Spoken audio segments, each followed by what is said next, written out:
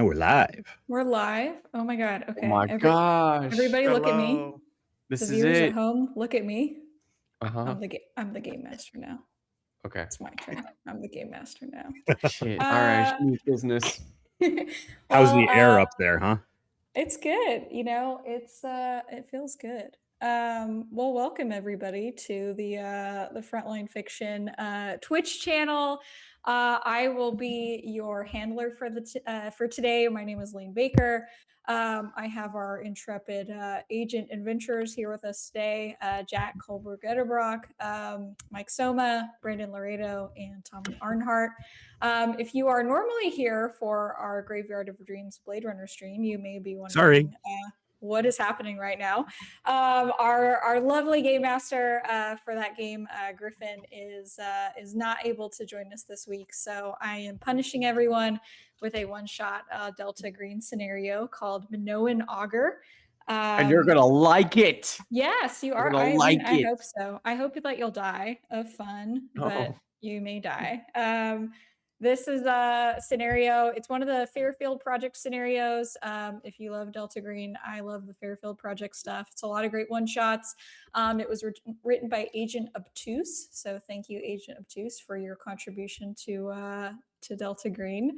If you guys like the stream and you're excited to hear more from Frontline Fiction, we do have a Discord server where we post all about all of the various projects that we do on Twitch. We just released our first episode of a Delta Green podcast called A Debt in Blood, which you can check out there. I think that you should rate it 5 stars on Spotify and Apple Podcasts, but I am not biased at all. It's linked in the About page of our Twitch channel if you like what you see. Oh, the ruse! No looking! The ruse!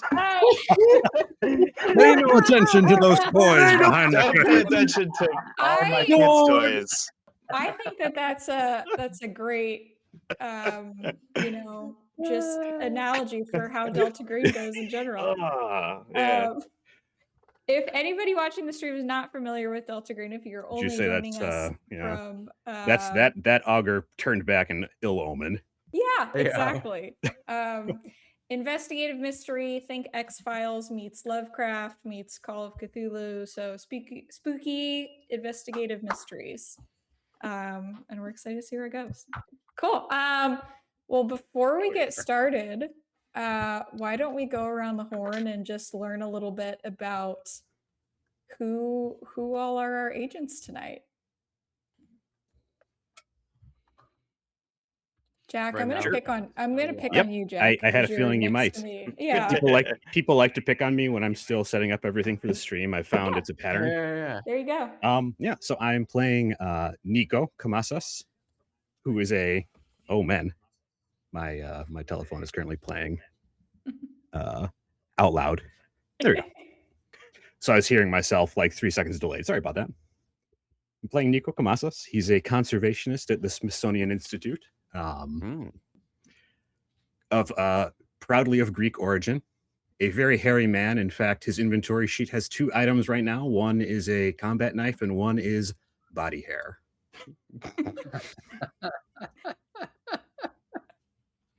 I don't know who added that. I couldn't have been me. Yeah. So we're going to suppose, for the sake of this one shot, that every one of your agents has gone on, at least maybe one Delta Green mission. They're familiar with the program and what's kind of going on. So how do you think that the program contacted Nico for this particular assignment? Yeah. Okay. So Nico is a conservationist at the Smithsonian. So you can kind of imagine him. He's a big guy. Like a big burly guy. And we see him with like some reading glasses on at a microscope with like tweezers, piecing some document back together, and his colleague comes up to him with a big Tupperware container and puts it on the table next to him and says, stat. And the guy says, Nico, this just came in for you. And he'll look up the microscope, take his glasses off, and look at basically the work order on this Tupperware bin, which is for document restoration. And he's like an expert in document restoration. And in certain cases, when a criminal forensic lab can't put their documents back together, they'll send him stuff stat. When Delta Green calls, they send him one of these stat documents, but the case number is it's an older code, but it checks out, so to speak. Checks out. And he knows that he can use the numbers in that old code format to look up a location for a dead drop, a time and location for a dead drop. Nice. I love it. So he kind of like opens up the Tupperware, takes a cursory look over it and says, yeah, I'll get back to it. And looks at the case file and sees that he's being called to go take a look at something. Nice. I love it. Mike. That's me. Who are we playing? Yeah. All right. I'll be playing Finneas, Gage. Kind of a riff off of the psych person, if you know about history. But Finn is he works for the U.S. Marshal Service. He's very much the person that builds like psychological profiles on people. And he prides himself on trying to be one step ahead of the people that he goes after. So, I like to think that in the midst of like, trying to find somebody that they were taken out by some mysterious force, and that's how he was originally contacted by Delta Green, was that, somebody was trying to throw him off the case, and he knew something was shady with that, and eventually asking too many questions led them to find him rather than him find them. And he now spends his time traveling the country and using his different skills, his skill set, some of which may be pretty good at taking care of things. And yeah, that's Finn in a nutshell. Cool. I love it. Branden. Alrighty. Howdy, y'all. I'm Branden Laredo. Today, I'll be playing Rory Lawlett, a consulting occult investigator for the Federal Bureau. Yeah. Remember this guy? Yeah. Yeah, he's a bit of a oddball. He's a bit kooky. Loves his sweets. He is a investigative prodigy, pretty much. His methods are a little strange, but they get the job done. So his handler Watterson recently just gave him a case file with of course the Delta Green logo, and he already knows what's going on. Cool. I love it. I did add the Skittles and M&Ms to your character sheet. Yes. Too, so and I appreciate that so much. He cannot survive without his sweets. Just have to use them in some sort of combat scenario. Oh, yeah. Is there a throw skill in Delta Green, or is that just Call of Cthulhu? I think it's just Call of Cthulhu, but you could do like an unarmed, you could roll them as like caltrops or something. Yeah. I'd take that. Pocket Skittles. Everybody's going to be Tommy. fighting for the lemon ones. Yeah, bring us Oh, on, for Tommy. real. Oh, hello everybody. I'm Tommy. Tonight I'm playing Nate Calder. Nate Calder is a program manager for AIG Global Solutions, their reinsurance division. He presents he's an unremarkable man. Mid-40s, tailored but conservative suits, scuffed dress shoes, posture shaped by long hours on burned ground rather than boardrooms. He moves deliberately, avoids wasted motion, and carries himself with quiet confidence. He's probably contacted by Delta Green. He's probably seen in his office. It's a nice office. You would see this office and think wealth, right? A high accounting score. All right, just throwing that out there. and he is probably poring over some different accounts, notices a line, probably gives him pause, takes a second to look at it. It's a line item, a reinsurance risk report. Starts tracing file back, goes to his computer, clicks, gets something out, flags it, traces it, finds a familiar dead end, and within a couple of hours probably receives a calendar invite from an innocuous address. I love it. Cool. I love hearing how everyone always gets contacted. I feel like it sets the tone really well for the game. So in all of these various convoluted ways that the program uses to secretly contact you, you guys have been contacted and summoned on this mission. So you guys all converge.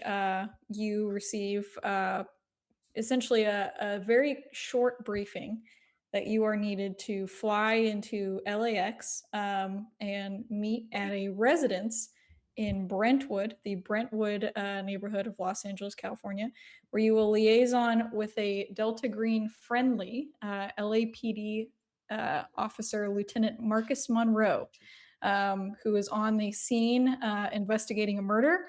He believes that something paranormal is going on and he needs the support of some Delta Green operatives to ascertain if he's correct. So our scene opens with you guys pulling up, we'll say you all landed in LAX together. You had a car waiting for you, black SUV. You guys picked that up from the rental counter. You were all in this car together. You've driven to the residence in the Brentwood neighborhood that Lieutenant Marcus Monroe is waiting at, and you guys hop out of the car, and he is standing right in front of you. I will drop a picture in Foundry so you guys can see what this gentleman looks like. I think that works. Nice.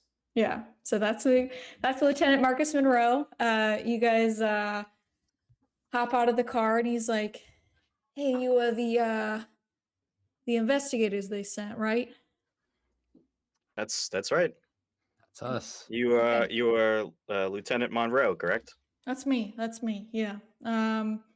Here, if you guys want to step over to us on the side, I'll give you the briefing and let you know kind of what we're dealing with here. Yeah, of course. All right, great. So,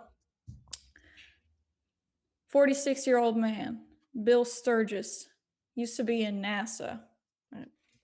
Murdered in his home office. I'll walk you over to the scene of the crime. This happened just this morning. It's probably about 11:30 right now. They say a man in an astronaut suit broke in the windows of the back office, murdered him, got out, got in a red car, drove away. I don't know. It seems fishy to me. You'll see what I mean when you look at the body. Looks like they lit it on fire. Looks like there's all sorts of weird shit in the I don't know. He's NASA. NASA in a fucking spacesuit, man, comes to murder. It seems weird. So, wife's upstairs if you want to talk to her. Is she the one that found him? She is the one that found him. Did she see the astronaut? She did, and a few of the neighbors did too. Okay. Okay. Good. I'm glad we've got some corroboration because that was going to be my first question: is who said that they saw an astronaut? Yes, multiple neighbors have confirmed seeing an astronaut suit leaving the property. Some sort of person in an astronaut suit. And he's like, "Look, I got my CSI guys here. They've mostly got what they needed to take care of. It's mostly just cleanup at this point. But as far as anybody knows, you're here for NASA, taking care of sensitive documents. I don't think anybody's going to give you trouble. If you need anything official, come talk to me. I'll be up front." And is Monroe, is he friendly or is he just a cop who calls in? He's a friendly. So he's not a Delta Green agent himself, but he kind of knows, like, hey, give this number a call if you see something weird. We'll send folks to come take a look at it. That's kind of where his involvement starts and stops. So I'll tell you, when he says that CSI, that it's mostly cleanup at this point, and the CSI is here, Calder here is like, okay, so the evidence has been collected and is going for processing. His eyebrows will raise at this, and he'll look probably look to Finn and try and get a read on Finn and what he thinks about CSI being here and in cleanup mode. Grisly murder of this crazy story. Yeah, I think that Lieutenant Monroe, maybe if we could divert to the normal crime scene lab to a place more applicable and more friendly to our situation here, just in case if there's any strange materials that they happen to find. Yeah. No, that's a good. So I guess I'll say this. There wasn't a lot that could be taken from the crime scene. It's mostly Pictures. It's mostly pictures that they took, because a lot of it just needs to be wiped up off the floor, if you get my meaning. Now Okay. they've done the the direction of the glass that was broken from the outside and blah blah blah, what but in terms of stuff to put in the bag, there's not much, but I'll check for you guys. Yeah, at the worst case scenario, I'll send that information up and we'll make sure to divert it to the Okay. proper location. Okay. Lieutenant, is there any sort of surveillance on the property? Cameras? Nothing on the property, but there is neighborhood CCTV. I see. And I'm gonna go to the tape, go over. I'm gonna take off my shoes. I'm gonna put on those little booty thingies, and I'm gonna walk into the house. Cool.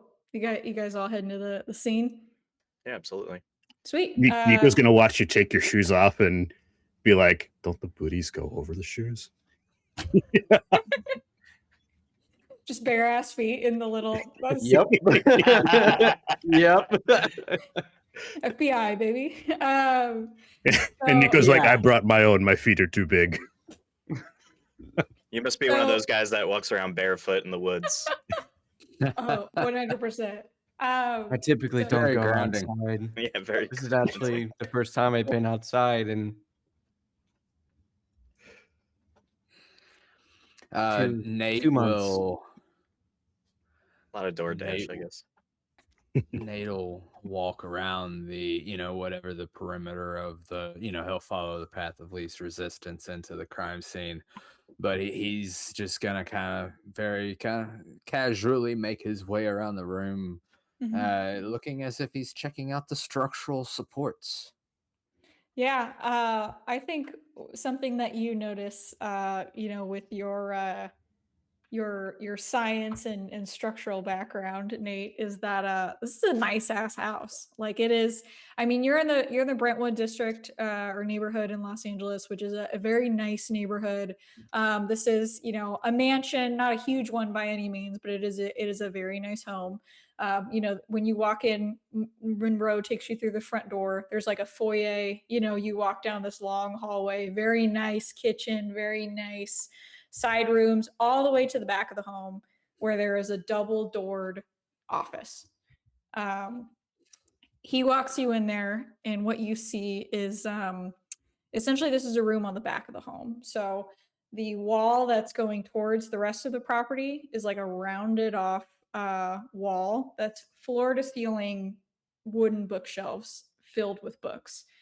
There is a very, very expensive mahogany desk that's right in the middle of the room with like a computer, nice rug, again, wealth.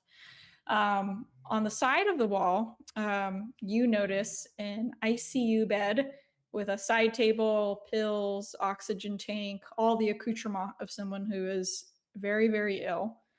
The back wall shows 2 French doors that have been bashed in from the outside and broken glass spewed all over the floor. And adjacent to all of those things, between this ICU bed and between the desk, you see a burnt corpse.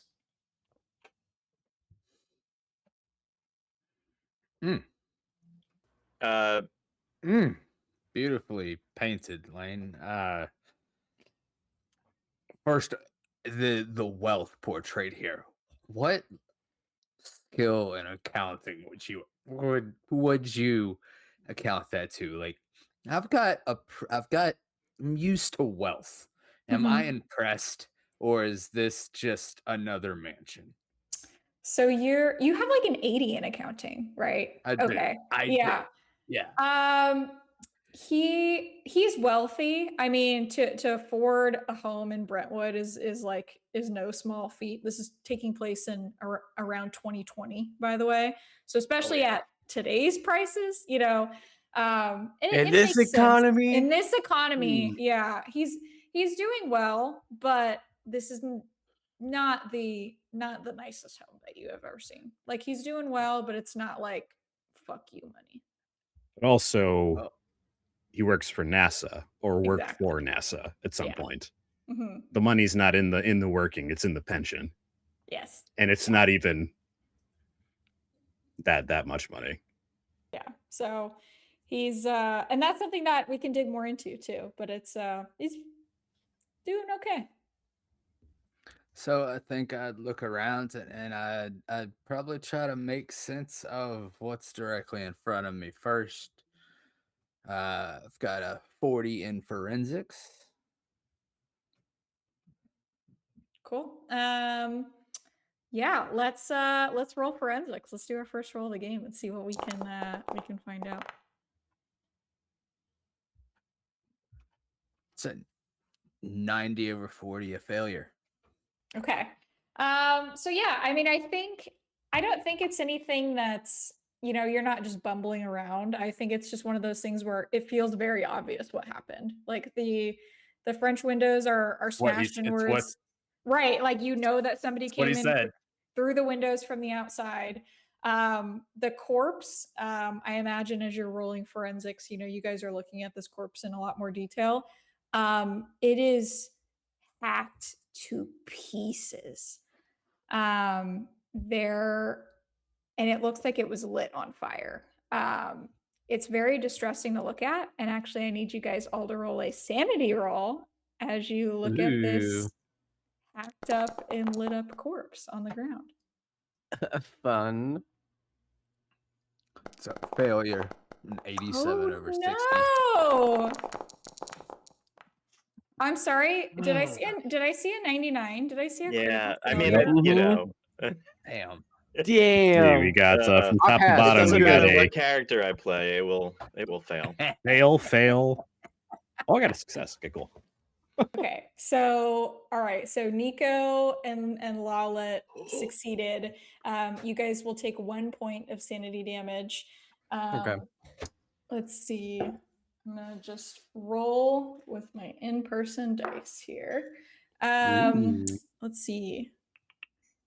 Who else failed? Nate, you take 1 point of sanity damage, and Finn, because you crit failed, you're going to take 4 points of sanity damage. So I'm curious how that manifests for you right now. I think that for me, it would be like, you know, I have a good idea of why people do things or what pretenses something, and it just seems like it was an unnecessary step maybe to burn the body after mutilating it to such a high degree, and just like almost the lethality of the situation and like additional steps that were taken. I think it just catches me off guard in that moment. Yeah. Of like, oh shit, like, On that note, is it clear that the body was burned afterwards? That's a great question. Let's roll a relevant skill for that. I will take forensics criminology. I think Nate, you have some fire science there. I think that applies too. Got a Oh, yeah. forensics. Lane, Absolutely. if Mhm. possible, I would like to roll occult to see if there's any background I know of any sort of rituals that this could be similar to, Sure. like based on presentation and everything. Cool. Everybody let me know what they got and we'll see what we can find. For Ooh. science. Successes. For my science roll, a success. A Awesome. 43 under 100. And that's your science fire, right? Science fire. Perfect. Okay. So, yes, you are 100% confident as you are, really getting into this body. And again, it's like you can tell that it's a person or that it used to be a person, but it is rough to look at, like hacked to bits, all satellite. The entire corpse has been satellite, and it specifically was satellite with paint thinner. And you actually see a discarded canister of paint thinner in the office, but you just know from the smell it was satellite with paint thinner, and it was satellite after the killing took place.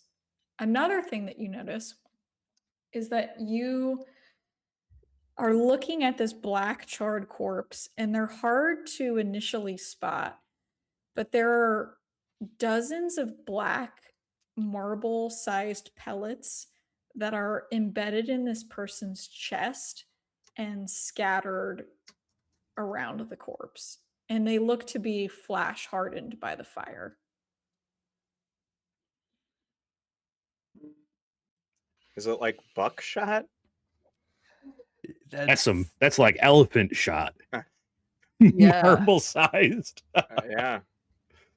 And I know we had an occult Holy roll, shit. so which was a Yes. success. Yippee!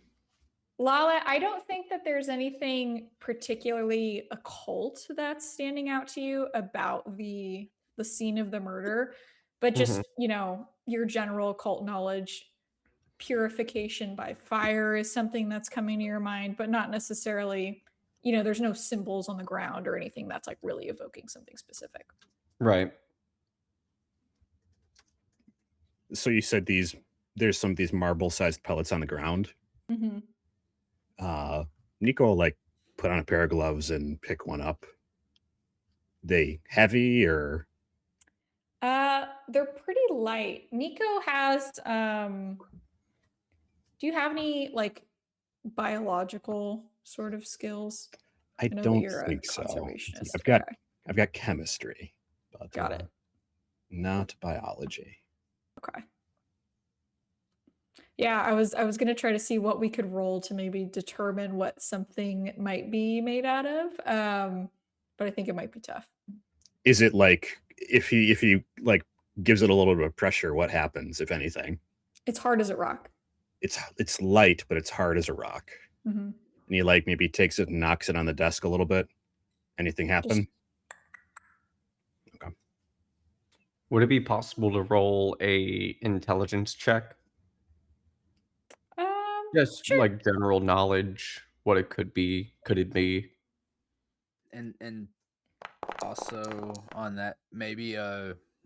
I mean, Jack said buckshot, but I mean, does demolitions, would demolitions apply here? Right? Obviously we've got fire, we've got a charred corpse. Was there an explosion? There was any not an sort? explosion. No, and you notice, especially with your fire science, you notice that the oxygen tanks near the ICU bed are completely intact. They have not been touched. Yeah, so I mean, the simple fact, and it's just the charred body, right? Everything else is fine. Correct.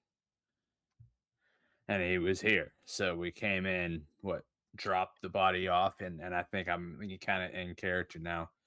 Comes in, drops the burned body off, leaves. Yeah, it's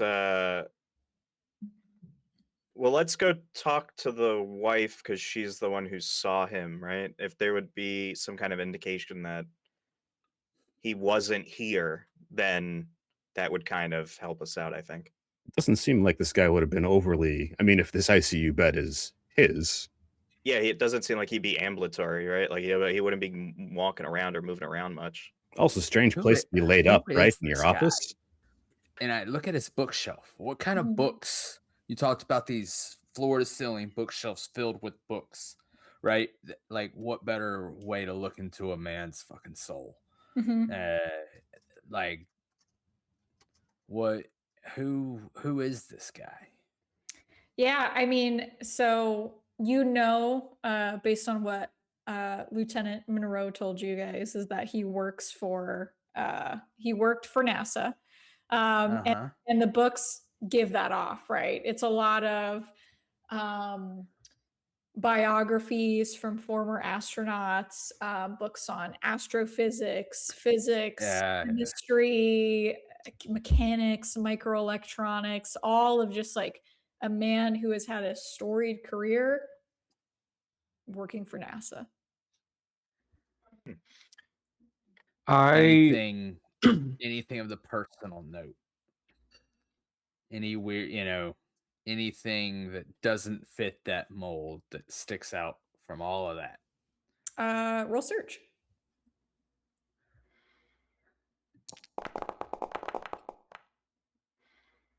Oh, You. no. Check the box. I can try. I mean, yeah, if you're. I'll do the same thing. I'll look at the bookshelf, see what Can we Nate's get that up to, roll just- with triple advantage, Laine? Hooray, a 4. All right. Okay. So nothing that you notice in the bookshelves, but I think one thing that's, standing out to you as a potential line of inquiry is his computer is sitting on the office desk. That was just what I was about to ask. Yeah. If I could go over there and do my little computer science. Cool. But safety first. I put on the gloves, and they're just like pink. They're like bright pink latex gloves. I'm gonna go over to that computer. All right, cool. Woo, let's fucking go. Dude, all right. Perfect. 44 under 50 on computer science. I love it. Cool. Let's go.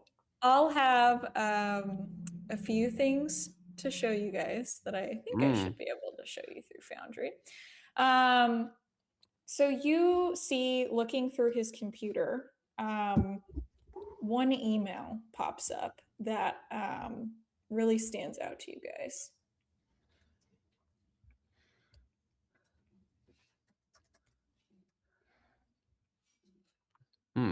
And I'll read it aloud for the class here.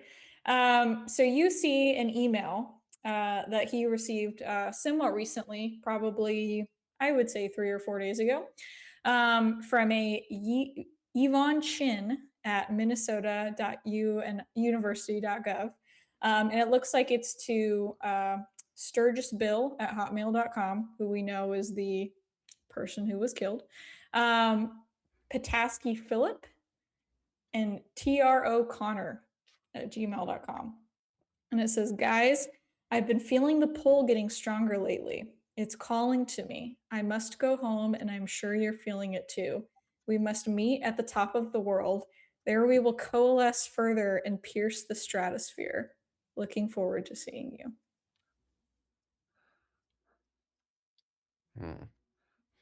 I'm just gonna turn the monitor over to everybody. I'm not really sure what this pool means. Straight into the stratosphere. By the look of his anatomy and the ICU bed, I don't think he would be physically able to pierce the stratosphere. This seems very unlikely. Was this guy German? It's Yeah. not, the stratosphere wouldn't typically. be capitalized. I wonder if that means anything. We've got Rodith chiming in. Problem with the stream. Problem with the stream. No. So, I'll look into it if we want to take a pause. any Can I like just take out my phone and Google like Minnesota University Chin Yvonne and see Yeah. what comes back? Oh, I think that's a great move. So yeah, you Okay. take out your smartphone and you Google, Bill Sturgis, Yvonne Chin. And one thing that you can easily find is that everyone involved in this email chain seems to relate to a space shuttle mission that took place in May of 2011. So basically, what you find online is that the Space Shuttle Discovery completed its penultimate mission to the International Space Station. The Discovery carried 5 crew. Bill Sturgis, who is the charred pile of meat that you see in front of you, he was the commander of that space shuttle. Troy O'Connor was the pilot. Devin Bryant was Specialist 1. Yvonne Chin was Specialist 2. And Pauline Hagen was Specialist 3. They boarded the ISS that had 4 astronauts on board. Hank Bingham from the United States, Philip Petaski from Russia, Sabina Kostov from Russia, and Anna Klebe from the EU, specifically Germany. One other thing that you notice as you were doing all of this Googling, I imagine you're typing around with your phone quite a bit. Yeah, of course. You see a post-walk notice that NASA issued from that time where the Discovery was essentially on board with the ISS. I think it should be up in Foundry now. Great. And what you see there is during Spacewalk 56, a particle storm of unknown constituents hit the ISS 3 hours into extravehicular activity. Affected astronauts and cosmonauts Sturgis, O'Connor, Chin, Petaski, and Klebe have fully recovered from their symptoms of nausea, kinesthesia, and irritability. Okay. And what is present day, like date?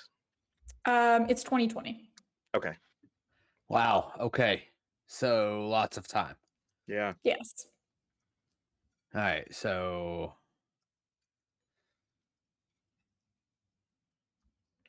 shit. All right. I'm gonna go find Mrs. Sturgis. Cool. Yeah. Sweet. So Monroe told you that she was upstairs. So is everybody going along to I'll go as well. I don't think we all need to go. Do we get the sense there's anything else that might be found here in the office? I mean, you can look. Yeah. I'll stay here for the time being, and if something else comes up, maybe I'll go go talk to the neighbors. Cool. All right. Sweet. So, Nate, are you coming along to chat with Miss Sturgis as well? I am more. I'm holding the little elephant sized Shot. casing. Yeah. I'm gonna probably take a picture of this myself. Okay. I want to know more about this. Is it something that feels like it would be lab testable? I think so. Yeah, and I think that that's something that you could arrange with Monroe if you'd like to. So we can kind of flash over to that interaction after we question Mrs. Sturgis, if that works for you. Okay. Yeah. Cool. All right. Sweet. Sure. So Finn and Lawlett, you guys head on upstairs, and you see Mrs. Sturgis. You would have been told from Monroe. Her name is Maureen, and she is just sitting, presumably, on the bed in their bedroom. It's a made bed, and she is just kind of surrounded by a handful of trinkets of what you can presume were her husband's. A photo of them, a shirt. She's got a medal, and she's just crying softly. I'm gonna like go to like. Oh, never mind. Yes. Marine, Yes. I'm sorry for your loss. We were trying to aid the local police. We got the call to come over here, Mhm. and Bill meant a lot to us at the agency. He's a storied physicist, scientist, crew leader, and frankly, this is hurting all of us equally. Thank you. It is. And I'm gonna like walk over to like a reading chair and like put my fucking booties like on the chair and just sit like this. Just watching. Sure. Not really. Yeah, some of us don't get out too much. I apologize. Okay. Would you like an M&M? No, I'm fine. Thank you. Okay. And I'm gonna like start eating my M&Ms. I'm gonna like comfort her. I'm gonna like give her a hug, and I'm gonna say that Lieutenant Monroe said that you saw something strange. Well, I saw the man that killed my husband. Yes. And what did he look like? I don't. It must be some sort of thick joke because he was in an astronaut suit. He came in through the back with an axe, and he took Bill out of his bed and he just threw him on the floor and hacked him to bits. I don't know why. Did it look like a spacesuit that you were familiar with? Did it look like a U.S. suit? I wasn't looking at the flags, but I don't think it was from another country. I don't even know if it was real, but it was. You couldn't see their face, and All right. Well, we'll take a moment, breathe. I'd like to try to use psychotherapy to calm her down. Okay. Yeah, you know what I mean? That is going to be my usual 58 over 50, which is unfortunately a failure. So, she's just distraught, I guess, and is going to continue to be so. Madam, Madam, I've read recently that chocolate does do wonders for the nervous system. Are you sure you would not want to partake? I'm allergic to chocolate. That is a sad existence. He's got Skittles. Well, I do have Skittles. They are indeed I'm not allergic to artificial colors as well. Inconsolable. Marine, what was Bill's medical history? Was he on hospice? Yes. Yes. They. The doctors don't really know what was happening to him. His Dr. Anderson was his physician, and they told us that it was some sort of necrotizing fasciitis. He had several surgeries, and it would help for a time, but then it would always just get worse. And he wasn't doing well by the end. He lived at home, and he had a care team because I insisted on it. And I didn't want him to be hospitalized when he passed away, and I was hoping that he would have a peaceful death rather than whatever this was. Yeah. Did I know that during the mission, him and several others were injured or had some kind of symptoms? Did you notice anything when he returned? Was there any increase in health issues? No, he was completely fine until a few years ago. He resigned from NASA in 2012, and then he was a consultant for several years after that until he had to resign. I mean, it got truly bad probably about a year ago. The fasciitis. That's correct. Yes. Okay. Did he have regular contact with his fellow astronauts? I don't think so. If he did, he didn't tell me about it. Okay, so he- you guys didn't go to like dinners or anything like that with their family? No. Okay. Insight check. In this Okay. case, a human intelligence check. Do it.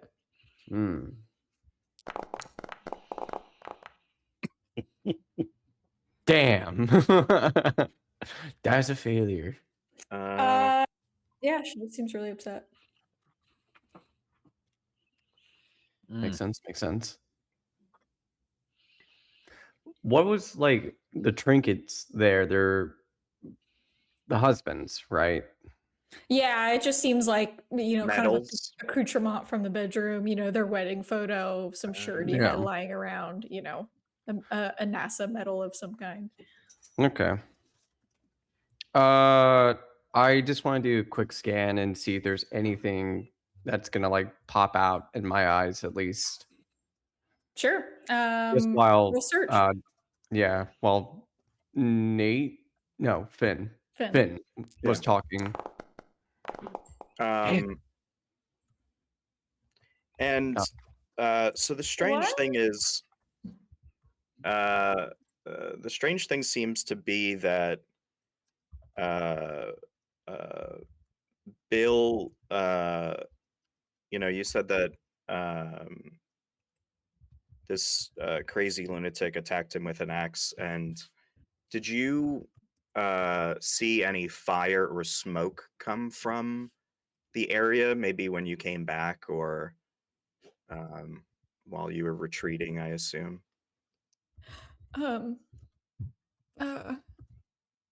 Well,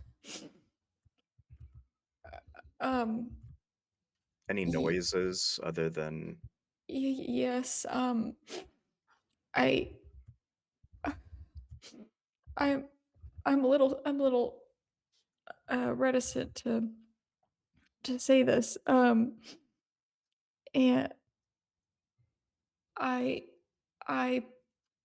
burned the body myself because he told me to. He told me that if I didn't, he would come back and kill me. This astronaut individual told you to burn the body? Have you ever had to light someone on fire? Somebody who you loved? Can I make a criminology check right now? Yeah. Sure. Yeah. All right.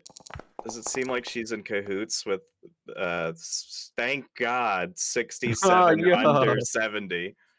Yeah, I think that her reticence to tell you and her emotional state is like, you don't think that she's lying to you. You think that she did this and that it was like very, very traumatizing for her. And she truly believed that like her life was in danger if she did not do this.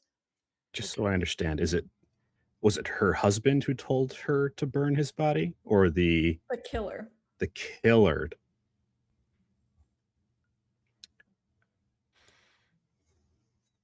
Oh, that's How did you stop the flames from spreading if it was just on the body? Like, that whole office should be in flames. I took paint thinner. It was the only thing I had, and I just lit it on fire. I don't know. With that, Lawlett's gonna like get up from the seat and like waddle over, get a handful of Skittles and like put it on the table, and go back downstairs. Just kidding. No, I'm allergic. Although she was traumatized, that made it that was worse than burning the body. Yeah, I was supposed to bury the body. Being Just like, confronted here you with go. your Have some colors. Skittles. Yeah, she starts wailing inconsolably. By the way, I'm Brandon, gonna, we like- did have somebody ask if he's from Death Note. Indeed. all right. That's very traumatic. I think that, you should take up some of the medical services that I'm sure that they're going to be able to provide you once they're done with the investigation. I'm going to go speak to my associates and if anything lingers, I'll let you know. And if we find out anything more, I will also make sure that you know as well. Okay. Thank you. Yeah, thank you for your time. Okay. Yep. Try the Skittles. So I'll meet the rest of them, and I don't know how to explain this, guys, but apparently Miss Sturgis is the one that burned the body. So that's the end of that thread, other than the astronaut who I guess supposedly speaks English, told her to burn the body and threatened her that he would return if she did not. Wait. Sorry, maybe I missed this. Did the killer said that he, the killer, or they, the killer, would return to kill the wife? Yeah. Yeah, I basically threatened her and said, "You need to do this, otherwise I'll come back for you." Come back. Okay, it wasn't like your husband will come back if you don't bring him back. No, it was like you better do this. So yeah, you got that information out of her, and then that he was being treated for necrotizing fasciitis. Yes, by Dr. Anderson. Correct. Mr. Calder. Laine. Well, so I was gonna ask, am I? We had kind of thought I was gonna go see, what is it, Detective Monroe? Yes. So am I? Have I gone? Am I talking to Monroe yet? Am I here? Do I hear this? I would say, you talked to Monroe, you said, "Hey, can we send this out to get tested?" And now you guys have rejoined kind of the conversation. Okay. And also another interesting thing that she said is that, for all she knows, Bill did not have contact with his other fellow astronauts, and she had not attended any social gatherings between them. So, she made it kind of known that if he did anything like that, he expressly didn't tell her.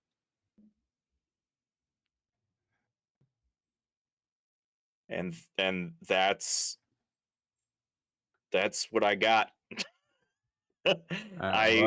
It seems like a real shit show. I don't. So that's some pretty dark shit. Yeah. Let's put her story to the test. Does her story of burning the body here after that match up with the crime scene? Right, you had mentioned that it Mhm. didn't look like there was anything around that had caught on fire. I mean, obviously paint thinner is a very strong and fast burning accelerant, got it. But I kind of understood, burnt, charred corpse, pristine office. Mhm. Yeah. Does her And that's story add up yeah. from That's Yeah. where a Lawlett left. fire perspective? I Fire think science. yeah, with your level of fire science, I think you would just know. That weirdly it does. Like there's obviously some like the floor around and underneath the body is charred, indicating that the fire was lit essentially where he is currently lying. But in terms of why the fire didn't spread, that's it's weird. It almost seems that the body This isn't how like fire behaves. yeah. It feels like the body was taking on the majority of the like almost like it sucked up some of the fire in the sense of like it was so concentrated on the body and didn't spread elsewhere like you would expect. It's almost as if the what's his name again? Sturgis. It's almost as if Mr. Sturgis's body was acting as a sort of vacuum for the fire, consuming it. And he thinks about the elephant shot, the little orbs. I don't know what to call them. Marbles. Yeah. Mhm. Marbles. I'm yes. thinking, what if we take a match and light it near one of these things? What happens? Yeah, I was thinking the exact same thing. Throw it in the sink, light it in the sink, and then you could douse it with water if you need to. It gets out of hand, but I think we have to do an experiment here. Yeah, I think we can just like hand wave and see you guys do that. Okay. I have an applicable skill. Yeah, exactly. Nothing It's very high. happens. Nothing happens, but it's not because I'm doing no, but it's because you would know, Nate especially, these have been flash hardened by the fire. You said So that, yes, yeah, you so did. any impact that the fire would have had on it, it's already had on these objects. I wonder if that was the point. Yeah. So much as I hate to suggest it, maybe we should try to retrieve some unflash hardened ones, if there are any. I think they were all, right? Indeed. I They don't know. were all. They Yeah. were all okay. So Mhm. yeah. Can I also I would like to Google the astronauts and find out if they're still living. Yeah, that's a great Yeah, call out. Which ones are still living? Which ones in actually the red went car. outside on the spacewalk? So the two that were outside during the spacewalk were Yvonne Chin and Philip Pataski. Both, as far as you can tell, are still alive. Let's see, Devin Bryant is still alive. He was also on the Discovery. Pauline Hagen, also on the Discovery, is now still alive. On the ISS, Hank Bingham is also still alive. Sabrina Kostov is still alive, and Anna Klebe died in 2017. Do we have a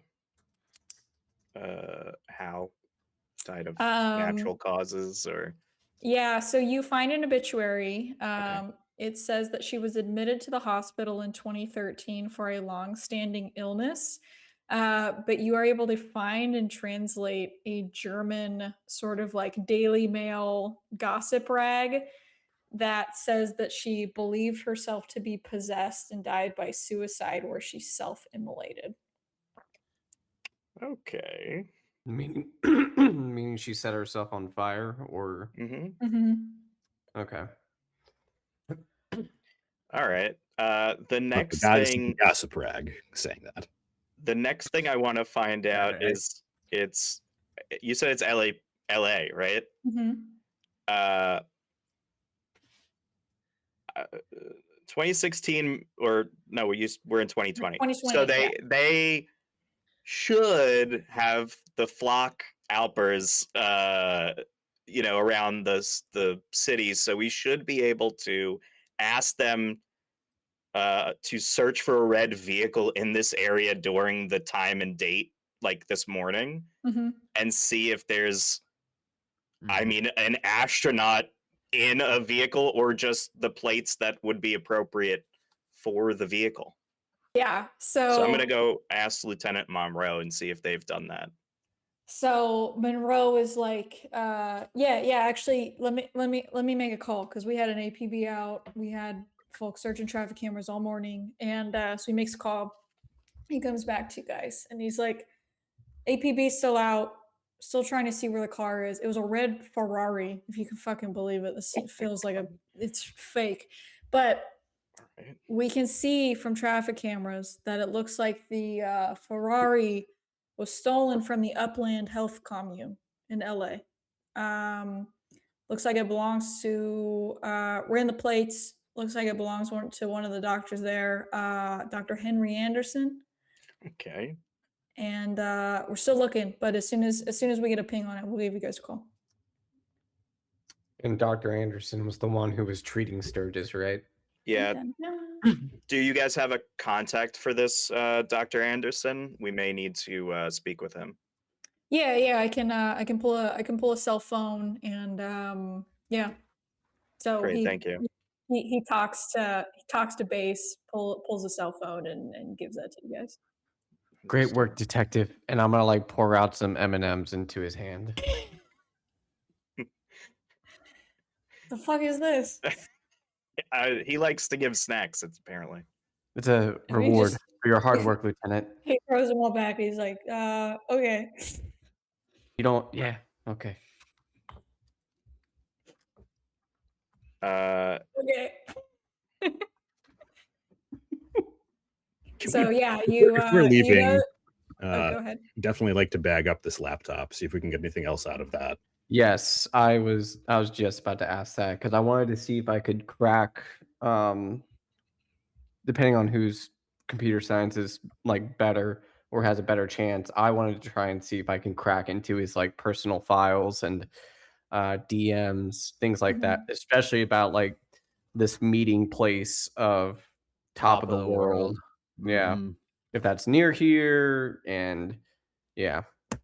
Yeah. So we'll say you Monroe's a little like, I don't know if you want to take it and bring it back, but he lets you take it. So I pull out the Skittles this time and I put some in his hand. and he takes his hand away. For your But hard yeah, work.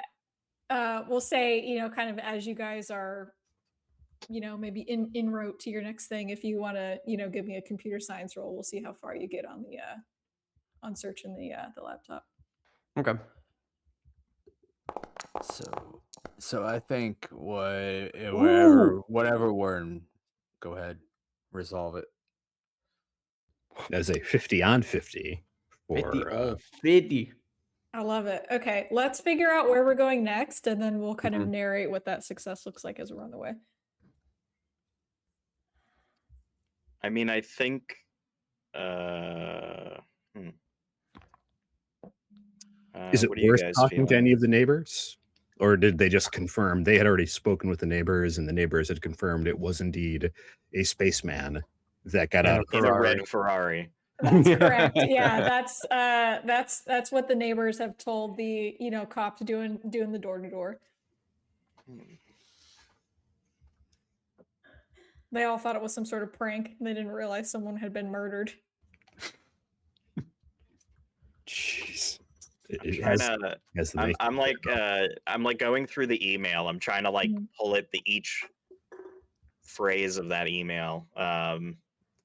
So the Yvonne's the one writing the email. She mentions that she's getting a call. It's pulling her. stronger. She must go home. So obviously, here is not home. Acknowledging that they feel it, they must feel it too, which means that they're all kind of in the same boat. Top of the world to me either means like a high point or like physically like Antarctica, or just like a tall point, like a Or tall Everest. mountain. And then it says, there we will coalesce, which obviously is come together and pierce the stratosphere. The important things is top of the world is capitalized, so it's like a place. I don't know. This is There's no other. I guess Rory did roll another success in that computer. There any other reference to the top of the world or the pull in his emails? Yeah. So we're gonna say, like, where do you guys want to go next? I'm noodling on that because I think it takes time to, do all this computer stuff. So either you guys are doing it here or like on the way somewhere else. I mean, the next lead I guess we have is to go to Dr. Anderson's, to the health commune. Unless there's some other place that you guys think to go, excuse me. We can probably call him, right? Rather than going We to do try to have his find- cell phone, but Yeah. if his car was stolen, they may have cameras there that would then tell us, did the guy show up in an astronaut costume? Did he change? You know what I mean? There are like to and from, that kind of stuff. So I think that even though we could contact him, we should probably go to the place in person to verify that they don't have any kind of surveillance of that event happening. Will one of you guys be able to pull rank to get the recordings? Because we're officially here from NASA, right? Of course. I mean, I'm FBI. I can just Okay, so you flash can- that. Yeah. Off that badge. And I Oh. do have a pretty hefty. I mean, if we need to, if I mean, I'm a pain marshal. or something. I could True. just say it's a fugitive at this point. Like, you know what I Yeah. mean? I'm hunting a actually- fugitive. It's very funny actually because I ran this for my home group and they're very civilian heavy. Yeah. So doing all of this, Oh. they had no ability to flash badges and get stuff, and it was it made for a lovely complication. Cool. So it sounds like we're going to Upland Health Commune. We're gonna see what we see there, and we're kind of computer hacking along the way. Mhm. Yeah, I think so, There's yeah. definitely I'd definitely make a phone call. Nate Cool. would I'll make drive all the us. phone call. And I Okay. definitely want to take like one or two of those little marbles with us. Okay. Cool. Yeah. So we've to take a look at later. we've I we've took my thrown shoes off when I'm like on the computer. We've thrown a marvel in an evidence baggie. We've got Finn driving. We've got Lawlett working on the computer, and Nate's about to make a phone call. So we'll say, Lawlett, let's resolve your computer science role. Alrighty. You notice you don't see anything like super baked into the hard drive in a way that's like difficult to find. But I think in this time, you're trying to look up more detailed profiles on these astronauts that were either on board of the Discovery or already on board of the ISS at the time that the Discovery docked. And you find Yvonne Chin's Instagram. And you notice 3 interesting Instagram posts that I am going to now share with you via Foundry. Shit. All Let's right. go. Delta Green. Love Show you their Steve so much. Instagram. So first one is it's a post from 2 weeks ago from at Yvonne the Astronaut. I've never felt better than during those 6 days. Should actually say 2011. I did not create this resource. Back in 2011, I was at peace with myself. Now I must return back to space. I need to go home. Okay. Yeah. Second post. I think this one's a little long. I don't know if the formatting will be a little off. This is from 3 days ago. The vastness of space scares me. It calls and beckons my very soul. Still, there is something about it that draws me in like a siren calling to a sailor. I must go. The last post is from an hour ago. You see a selfie of Yvonne wearing a face mask, and she appears to be on an airplane of some kind, and it says, "Meet you at the top of the world, #going home." Oh shit, she's about to take That's just recent. Oh, fuck. Anybody want to Okay. jump on FlightAware and see where flights Yeah. from Minneapolis in the last hour are heading? Yeah. I mean, that's not going to narrow it down that much, but Cool. Right. Before we do that, I want to resolve Nate's phone call. Who are Mhm. we calling, Nate? I was just gonna call in a favor. I was gonna call a former fire investigator, a mentor, and explain the phenomenon and see if, in their vast experience, if they've ever heard of anything like this Cool. before. Okay. Yeah. Who's your mentor? Can I do that? Yeah, absolutely. We'll call him as Tom Ashford. All right. Yeah, this is Ashford here. Hey Ash, Hey. it's Nate. What's up, Nate? Got something I want you to take a look at. And he said you and this would be assumed like a good relationship, right? It's a high bond score. I feel like I Okay. could reach this guy in confidence. Yeah. So Okay. I'm gonna share this. I'm gonna say that represents trust, and I'm gonna send this information to him, and I'm gonna send him just a picture and the scientific the science fire speak for what is going on. Question mark. You know, take a look at this. Let me know what you think. It's important. It's urgent. You pulled this out Lives of are on the you line. pulled this out of Tom. a fucking fire, Nate? Can't don't worry about it. I just need to know, have you ever heard of anything like this? Seconds matter right now. I hate to put you on the spot. I'll explain everything later, I promise. Okay, well, I'm not trying to pry, but it's did you pull this out of the living being, of a structure? Like, Yes, let's give me yes. something. Yes, it's like it was consuming the fire. The body was like it was a vacuum just taking it in.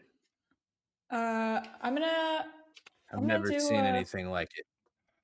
I think it's appropriate to do a luck roll to see maybe how much your bond knows. And can help you over the phone, right? Because he's got pretty limited Right. information. Right. Don't It's worry a- about that 98 it's a because I big was failure. gonna roll it for you. So Whoa, shit. Oh, okay. I actually Okay. that's so funny. I rolled a 95. Yeah. So Nice. the universe does not want you to know. Hey. He's just like, Nope. you better I'm sorry, Nate, but it's hard for me to see with just a picture and just that limited information. I would do lab testing if I were you. I'm sorry, man. Yeah. That's what I was afraid of. And just hangs up, right? Yeah. Planes Boop, in talk the to you air. later. Planes in the Okay. air. I have So I have a question. Are yeah. you guys? I don't want to cut in. No, I think we resolved that phone Good. call. Okay, so things that I thought of in the moment as you guys were talking about that, like an MO for the astronaut.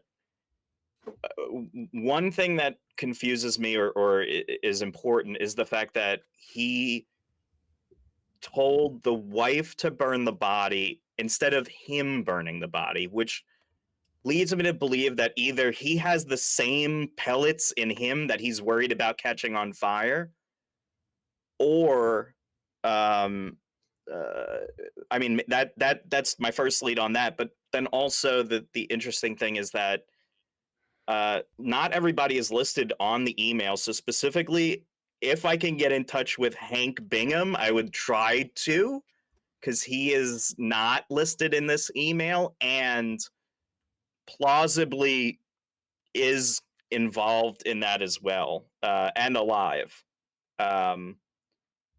And so my concern becomes in the email, it says that they will coalesce further and pierce the stratosphere.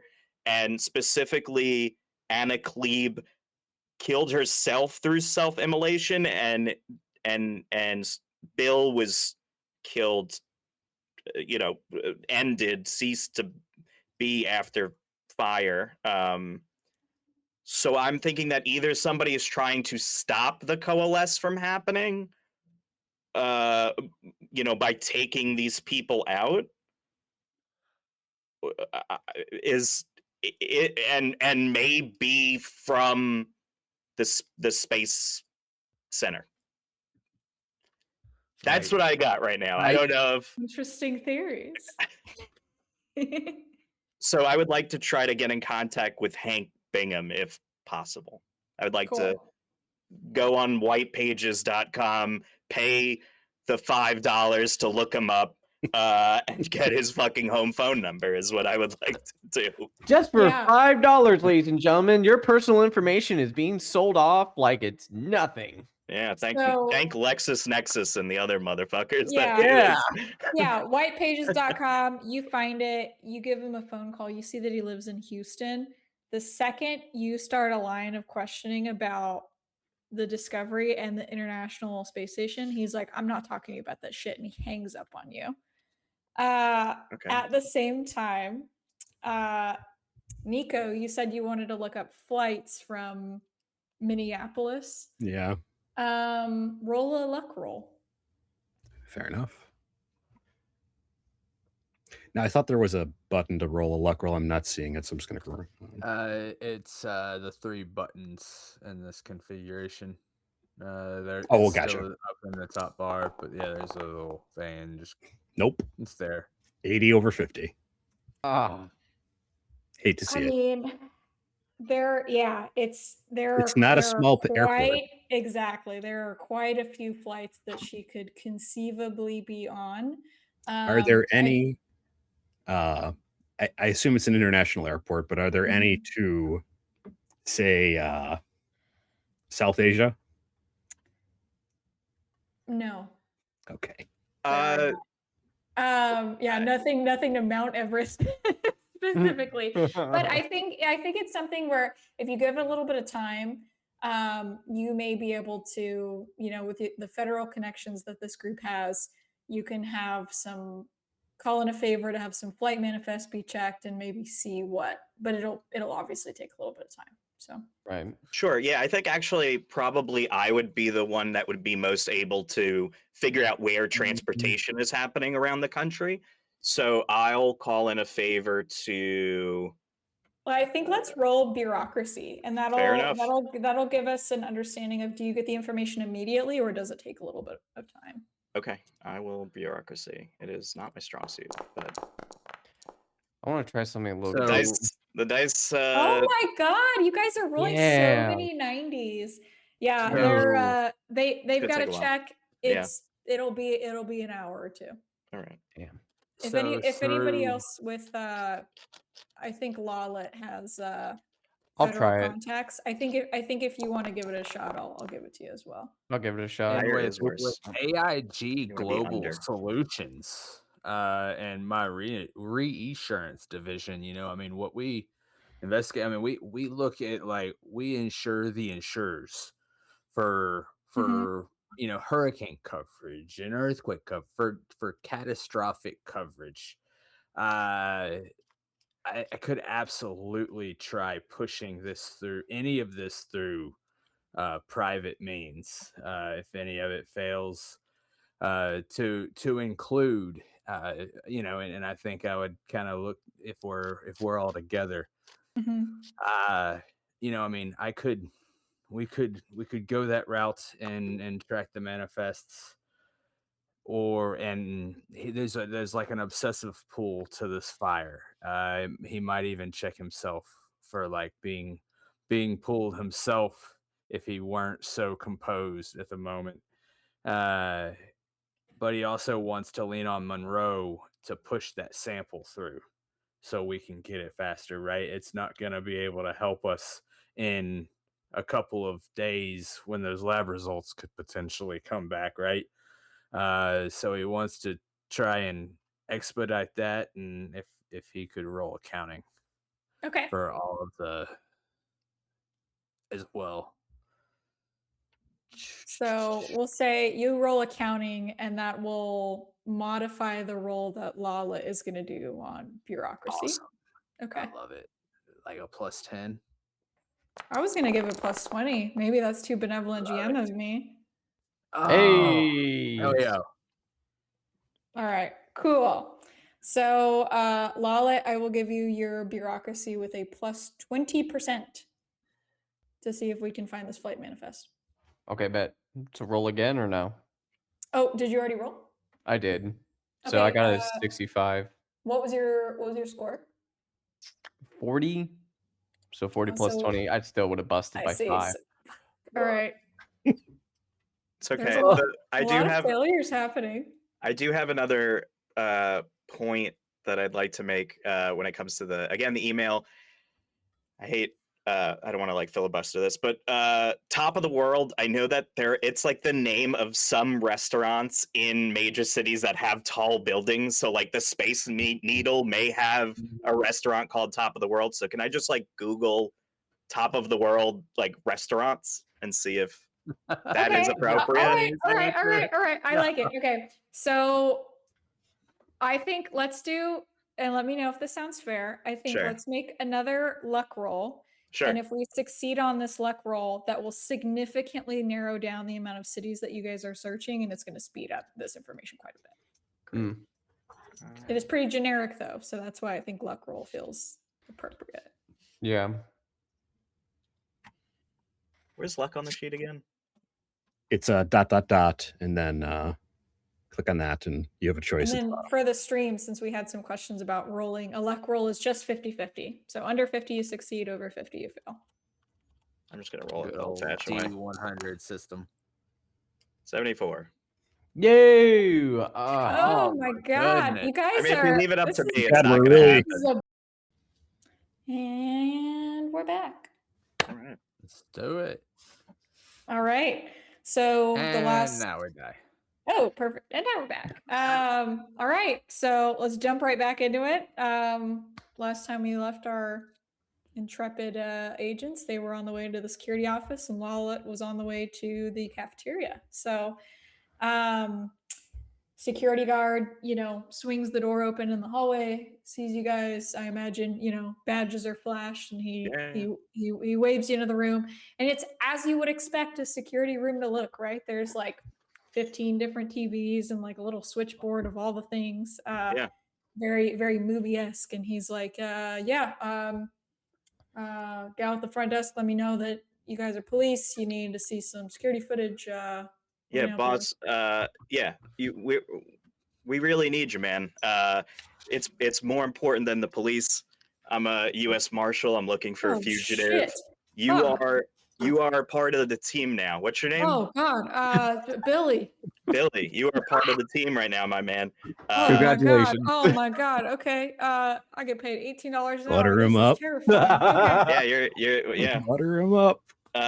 So what we're looking at right now is I need to see if you can if you guys have any recordings of like the parking area for the employees and the doctors. Yeah, definitely. Okay. 1 second. And he's like sweating. I hope to goodness that Finneas has those like stickers, those badge stickers. That you hand out to the kids. Congratulations, you're part of the team. You see his pit stains in his uniform. Oh yeah, he's got like a bald stains. head, and you could see the sweat like on the back of his head as he's like typing. He's like so fucking. So he's pulling it up, and he pulls up the camera starting at like 8 a.m. this morning that focuses on the parking lot, and he's speeding through, and you see the red Ferrari sitting in the parking lot. You actually see it drive into the parking lot. A man who looks like a doctor get out, lock the door, go into the health clinic. Around 10:30 in the morning, you see someone in an astronaut uniform he has the keys. He unlocks the door. He gets into the car and he drives away. So notably, you never see anyone in an astronaut suit arrive, but someone leaves wearing an astronaut suit. Oh, leaves the facility. Mm-hmm. Can we like track through the other cameras where this person came from? Yeah, I think that you can. So Like the hallways and such that I was like, okay, that's the guy we need, Billy. That's the guy. And so he's like, okay, man in the Astro. give me a second. I can do this. Billy's got this. And Billy. he's I like going down third the person hallway. Billy. Yeah. Put it in the hands Billy's of the got this. You could do High this, school Billy. graduate only. You could do this, Billy. This is your moment. And he's going back, and you see a door open, and then someone in an astronaut suit walk out, and it is out of Bungalow 47. Bungalow 47. All right. And who does that belong to, Billy? All of these residents have private. Hang on. And he calls up to the front desk, and he's like, "Oh, okay. O'Connor, Troy O'Connor." Shit. Okay, so he was here as well. Yep. That was one of You the know other guys, right? Do you know if Troy's nurse is still at work today? Yeah, probably. Yeah. I'll call up front desk, and she'll Ask she'll her send to her over. come on over if she can. Okay, so he does that, and you Yeah. guys are all still in the security room, and she, this nurse walks in, and Yep. she's like, "Hello, the police called for me." U.S. Marshals, ma'am. I'm Oh my investigating God. a fugitive. There was a suspicious activity coming from Bungalow 47. From what I understand, you're Mr. O'Connor's nurse, correct? Yes, yeah, one of them, but I'm here 5 days a week with Mr. O'Connor. All right, come in for a second, and I'll ask Billy to wait outside. Billy, can you just wait outside, please? Well, you did a great job. Thank you. Yeah, no problem. And he walks. I'll guard the door, okay? Yeah, sure. And so he's like standing like this in front of the door. I'll close the door, and then He's gonna do great. my calm, nice demeanor kind of fades away to a more stern face. And ma'am, I need to know if Mr. O'Connor has said anything weird in the past couple days, or any suspicious activity or signs that you believe something wrong might be occurring. No, in fact, he can barely speak from the pain half the time. I would be surprised if he said anything at all, let alone anything out of the ordinary or threatening. What's his medical status? He has cancer and an unknown skin condition. He's had squamous cells carcinoma removed quite a few times and cauterized, and then his doctor believes he has some sort of they guess it's a necrotizing fasciitis of some kind. They're frankly not sure, and I've just been keeping him comfortable. Okay. Did he ever have any adverse reactions to cauterization? No, and I mean, not to my knowledge. Okay. He seems to feel better after we do it for a time, and then he progressively gets worse. Have you spoke with him today? I checked in with him about 8 in the morning to give him breakfast and make sure that he was comfortable. But no, I haven't been back. It's about to be lunchtime. But no, he's typically left alone in between meals unless he needs the on-call nurse. And does he have any of his belongings from like his missions or what have you, as an astronaut? Yes, he has some photographs, and then I think I don't know if this is the right word, but a fan of some kind had then sent him a replica spacesuit that he had on display in the room. Okay. Okay, that's kind of what I need to know. Nate would nudge you. Yeah. What does he want done with his remains? Oh, does he have a like an end of life care form? Did he say that he would like to be cremated or service burial or? Yes, sir. Cremation was his directive. Yes. Okay. At that moment, Lawlett, you get a call, In the cafeteria, or yes. Okay. Your cell phone rings, Should and it is roll some Alright. luck to see if your mouth is full of cake. yeah. Oh, It's the information that you requested on the flight logs. And hello. yes, Agent Lawlett, there was a match for Yvonne Chin. She seems to be going to Las Vegas, Nevada. She got on her flight approximately 2 hours ago. Excellent, thank you. And mind you, Lawlett has like a flip phone, so he's holding it by like the top, and By the antenna. yeah, Just all the way up Just- here. yep. All right, cut back to security room. If you guys have any more questions. Yeah, I can't ask them yet, but okay. Okay, I would like you to escort me to bungalow 47, and I would also like to ask you if you spoke with Dr. Anderson today, or if he was able to see Mr. O'Connor today. If you have any record. Yes, I'll walk you over there. Again, I don't think that anyone's gone to visit him. He didn't. He sees Dr. Anderson probably about once a week. Again, he's mostly on palliative care at this point. He's we're just keeping him comfortable, and I think he's not interested in doing any more surgeries at this point. So I haven't seen him since breakfast. I doubt anyone else has, and she walks you to the room and turns the hand.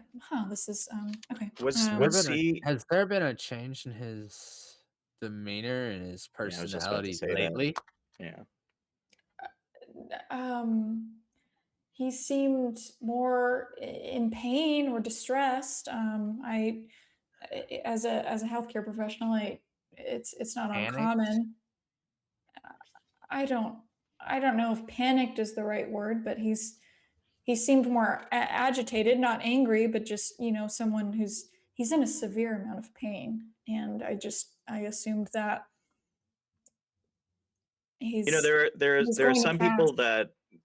that accept the inevitability of death, and there's some people that try to fight with every being of their power to stall that as long as possible. Does Mr. O'Connor seem like somebody that accepted and embraces his mortality, or is he somebody that tries to rebuke that?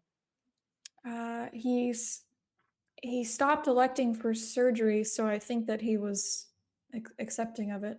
Okay.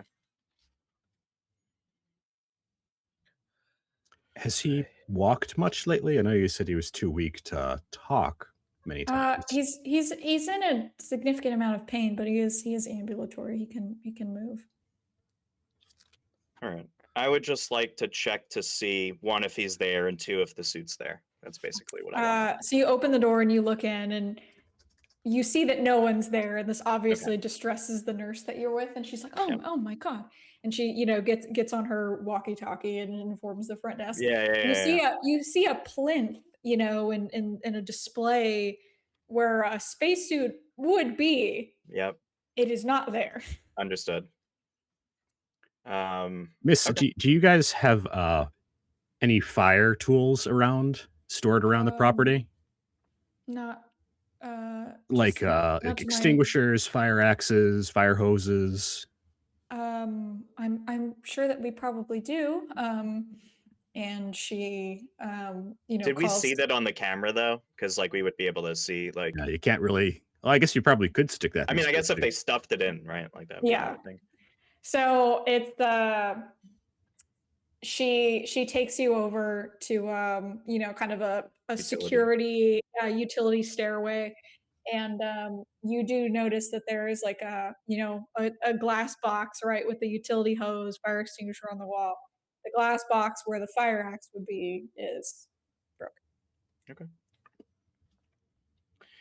All right, I'll thank her. I'll look at Is there any reason why? at Nate.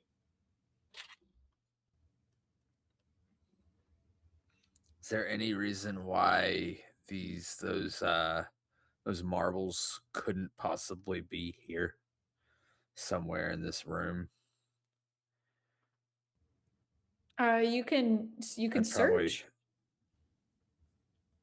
Oh, that's exactly what he would. The second we're in the room, as the nurse is starting to panic, he's just gonna start methodically going through everything with his Cool. low.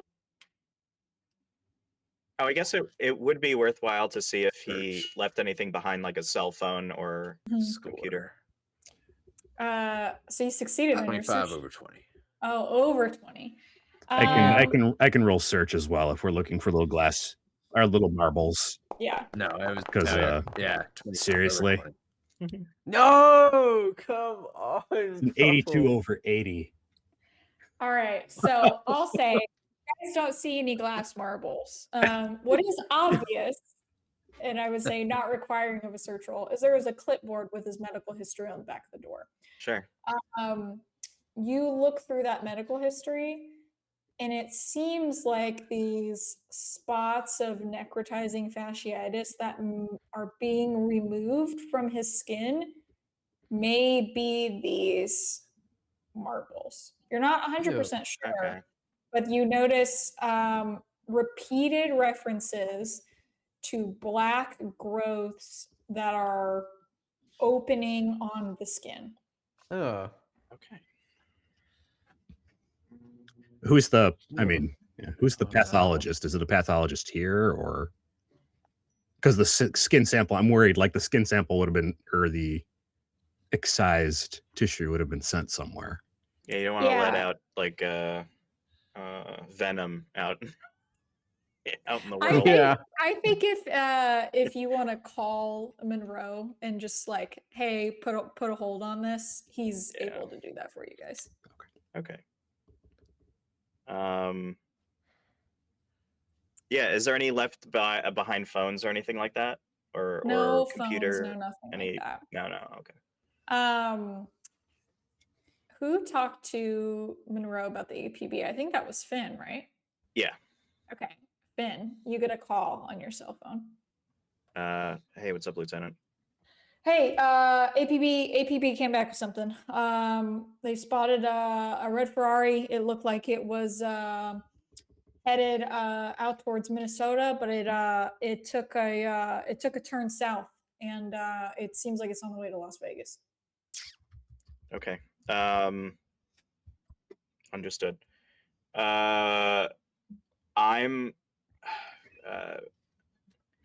So how would I be able to request a helicopter?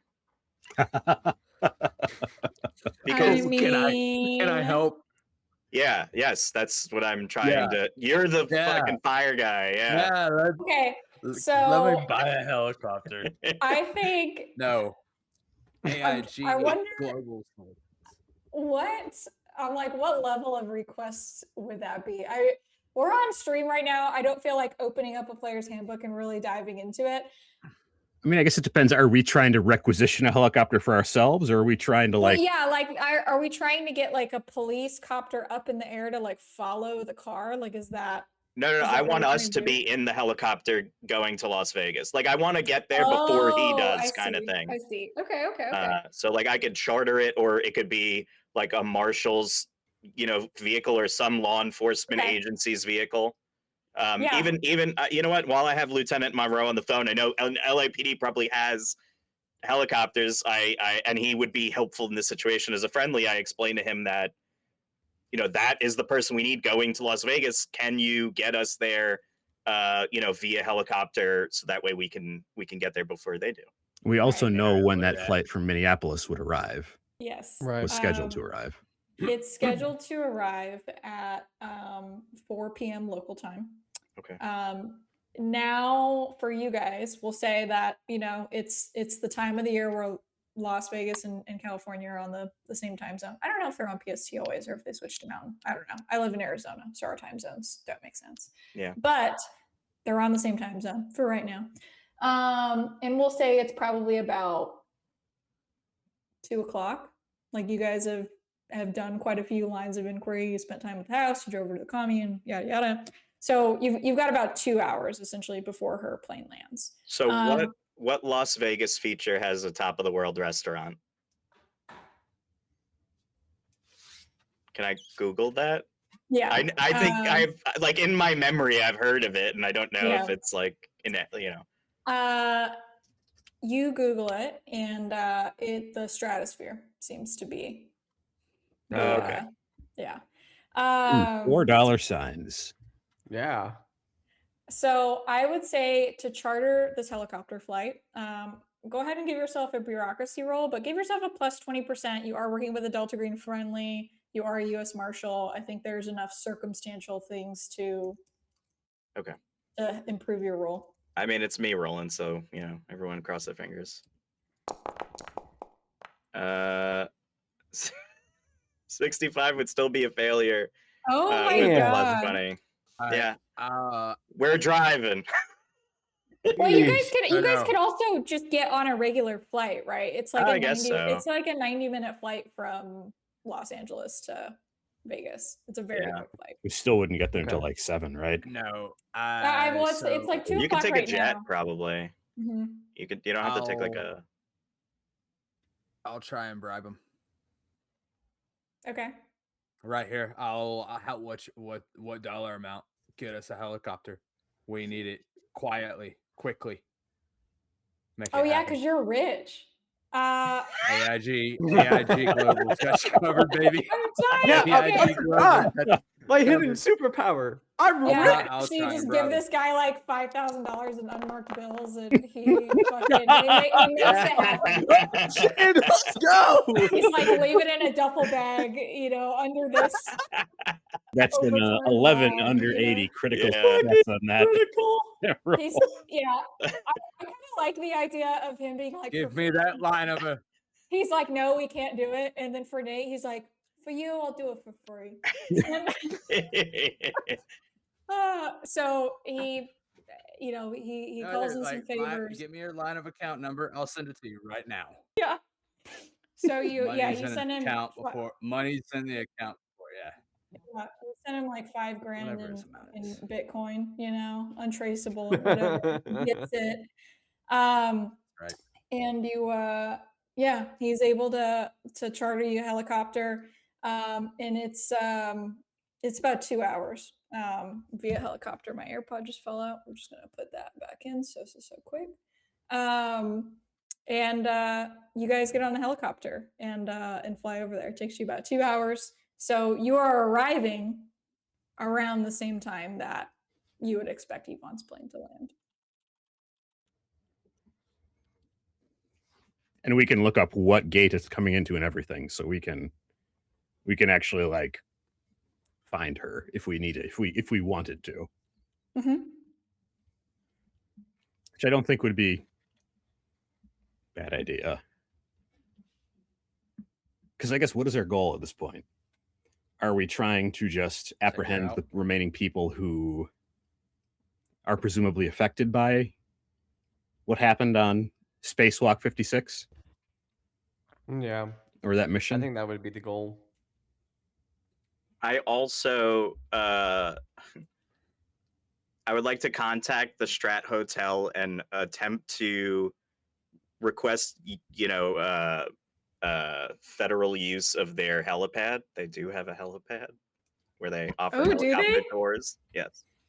Okay. Yeah, I mean, I think if you can I make a persuade check? Yeah. Cool.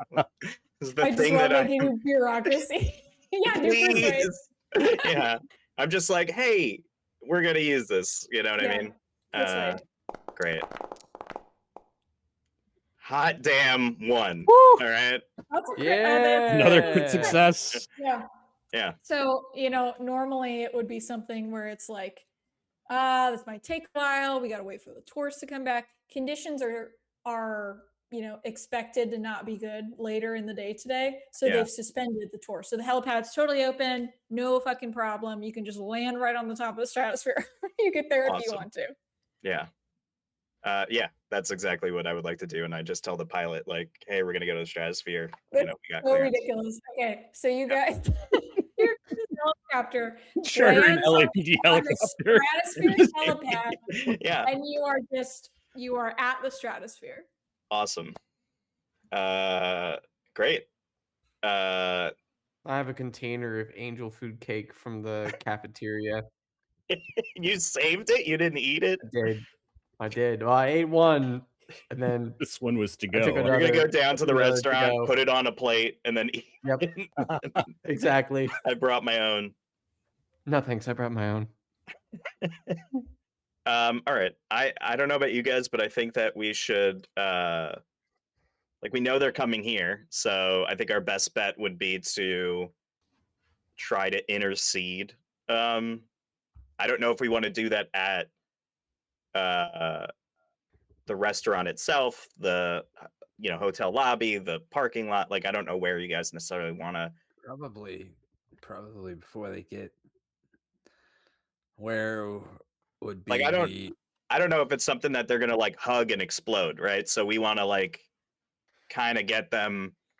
Like, I don't know what's going on. Like, I don't know what's gonna happen. Because we can Or they're gonna immolate themselves in the middle of the restaurant. That's gonna be a problem.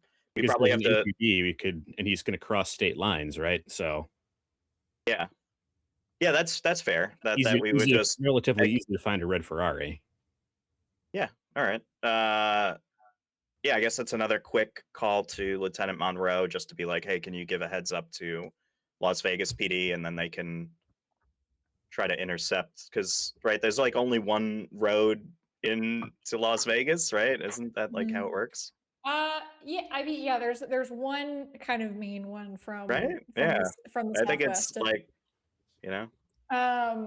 but so do you want the local police to intercept this guy, or do you want them to just like let you know about like his movements?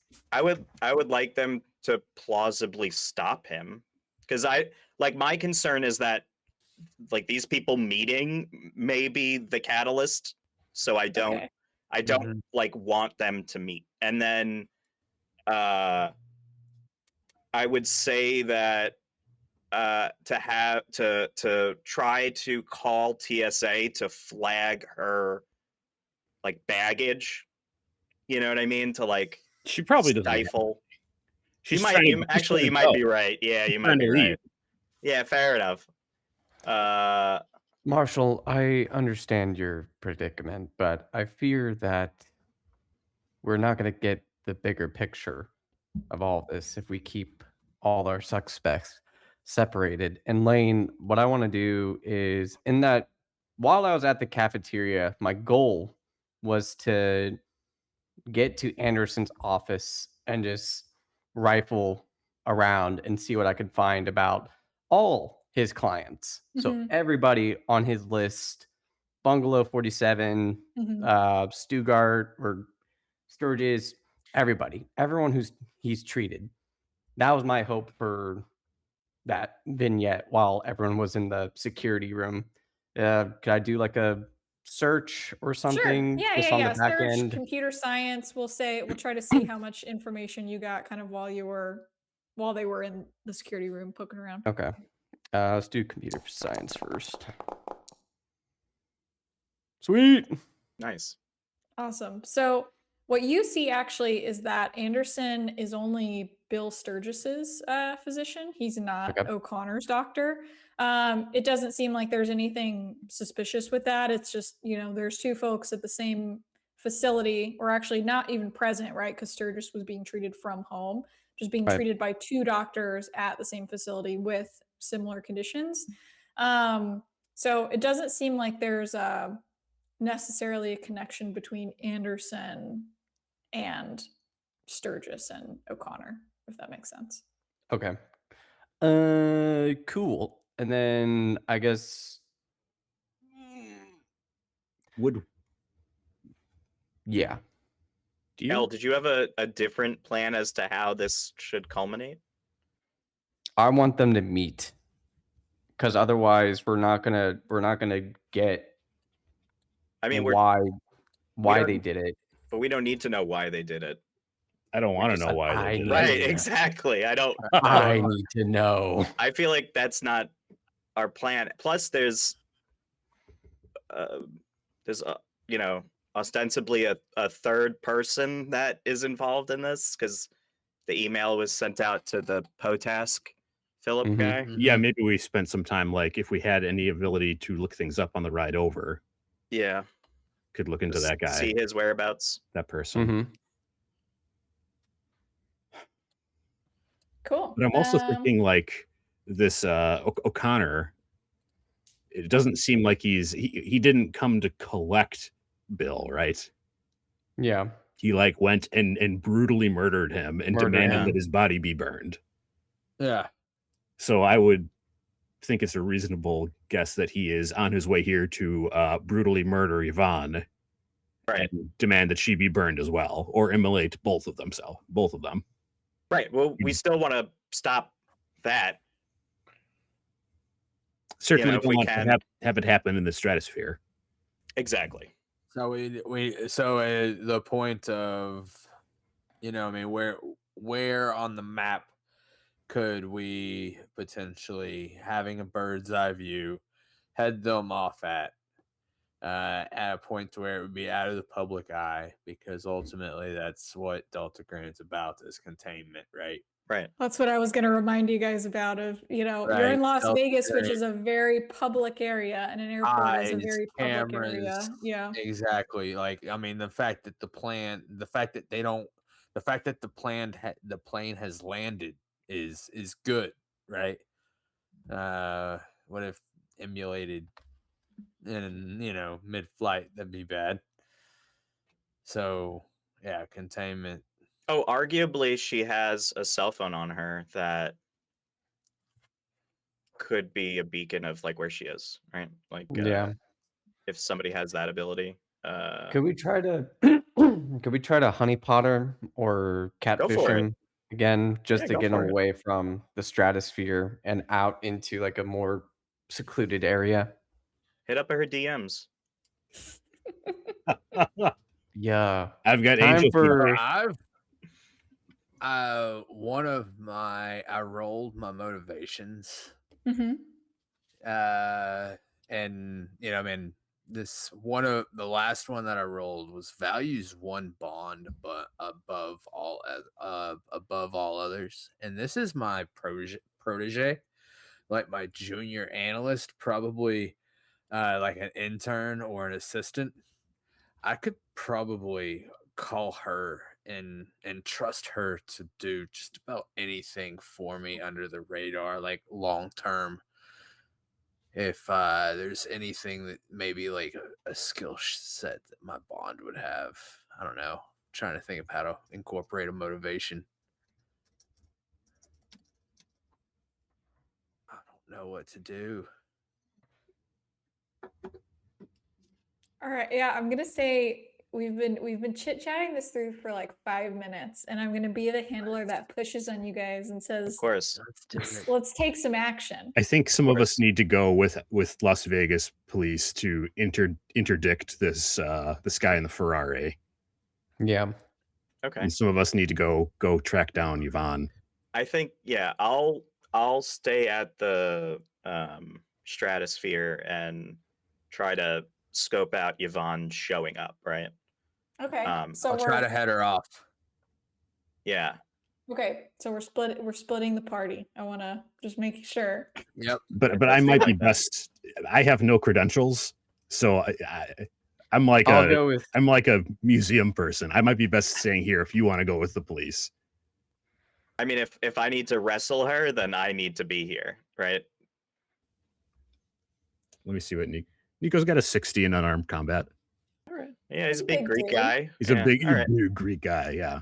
Okay. So Sure. we have 2 people staying at the Strat to potentially intercept Yvonne if she shows up. And then we have 2 people working with LAPD to intercept the astronaut. And Las Vegas PD. Or Las Vegas PD, that's what I mean. Yeah. To intercept the astronaut. Yes. Okay. Yeah. Yes. I'll say that. I want to give it a quick handler word of warning that anyone that you work with to intercept the astronaut is potentially a vector for exposure to the unnatural. So I want to make sure that we're okay Great. with that. Sign me up. I mean, I'm going. I think that in this particular instance, they would have the resources that we wouldn't have. Like they have the Alper system to be like, this is the plate, this is the Ferrari. It's Las Vegas, so there's probably lots of Ferraris, so I don't want to like have to hand stop every Ferrari that's coming from the west. You know what I mean? So Okay. unfortunately, there's like maybe just 1 or 2 patrol cars that are, assigned to us, but they need to be involved.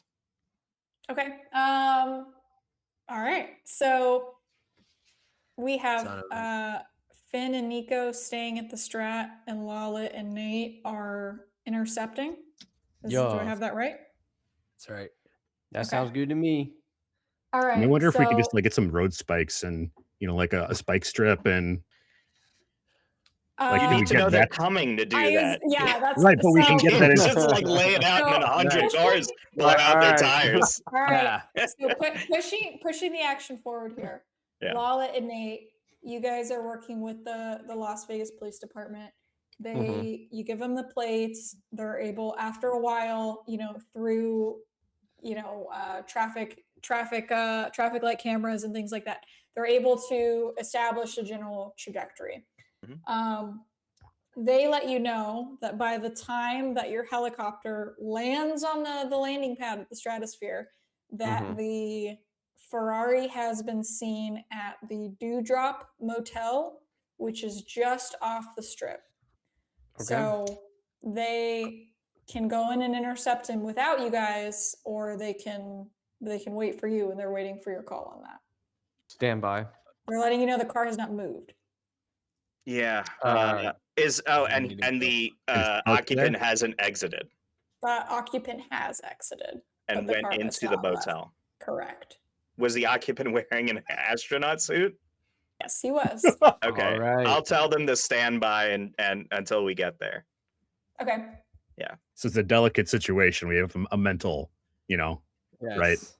Yeah. Cool. A mental situation needs patient. to be handled delicately. Sure. And after you guys, will say, as part of that conversation with the Las Vegas Police Department, you commissioned a vehicle of some kind. So there's one waiting for you at the bottom of the Strat. When you get down off of your fucking helicopter, take the elevator all the way down. You get in your car. It's literally just off the strip. So it's like a 5-minute drive. It's not far at all. You're able to get there. You see the red Ferrari in the parking lot. You see, the squad car sitting a ways back, keeping an eye on it. That's where you guys are at as you pull up to the scene. Okay. I'm gonna go up, flash my badge, not even say anything. I'm gonna look behind me and make sure that Nate's behind me. Yes. Okay. I'm gonna pull out my service weapon, make sure everything's good, and I'm gonna hand it to Nate. Nate's gonna look at this. He knows. He knows. Do you not know how to use this? No.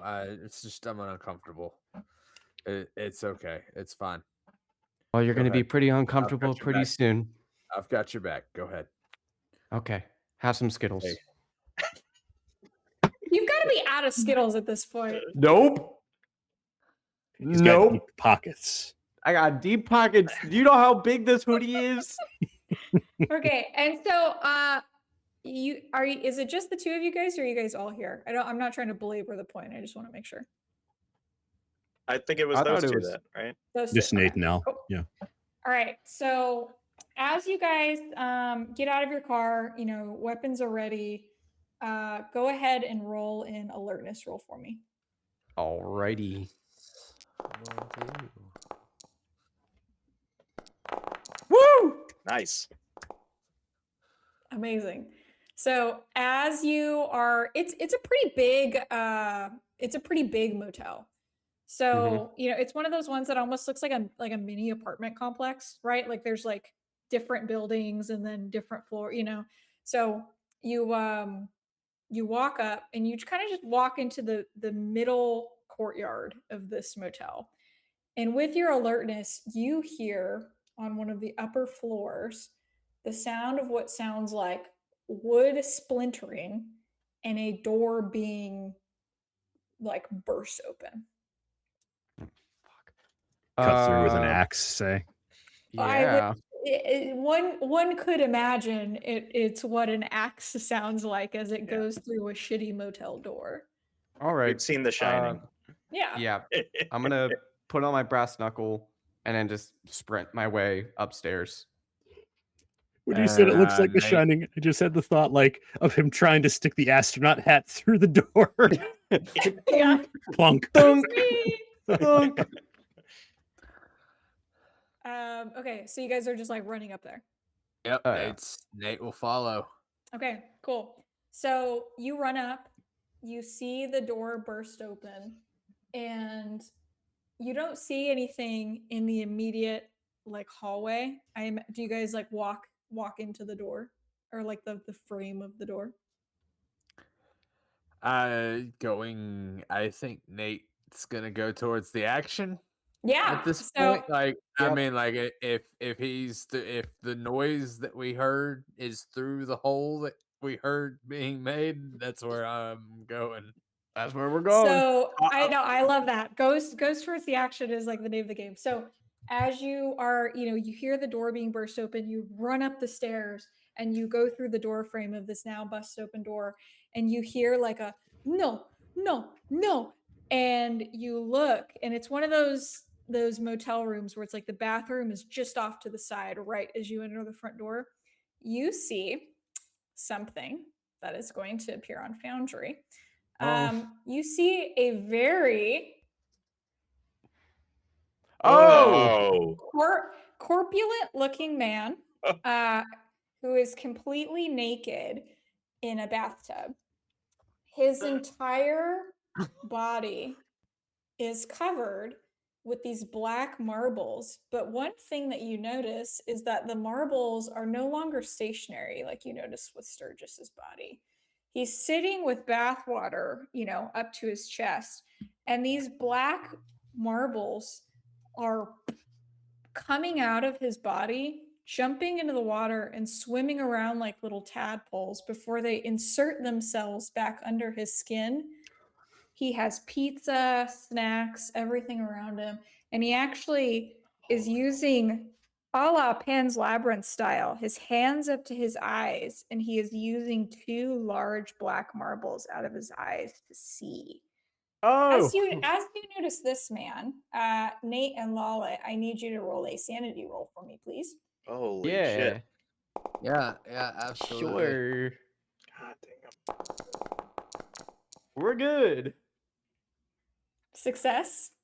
Solid successes. Right. So you guys both succeed. Take 1 point of sanity damage as you see this. Okay. The second thing that you notice in this room is what this man is saying, no, no, no, to. You see a man in an astronaut suit and an axe raised above his head, ready to strike this man down in the bathtub. We're going to go into initiative now. Ah, shit. Woo! So can you guys remind me what your dexterity scores are, please? That's a dexterity of 10 for Nate. 11 for Lawlett. Okay, perfect. Let me pull up my NPCs secretly here. Perfect. So you said Lawlett has an 11? Yes. He's going to go first. All right, bet. Okay, let's. I was thinking the guy in the tub was going to have the highest dex personally. Yeah, me too. Especially, how big his frame was. Absolutely. Yeah, I'm just gonna drop kick, just rush in, fucking drop kick the guy in the axe. Okay, cool. So you're trying to kick him so that he's like off kilter, not away. able to bring the axe down. Okay. Yep. Roll unarmed combat. All right. Sorry, guys, technical difficulties. Oh yeah, I see us now. Okay.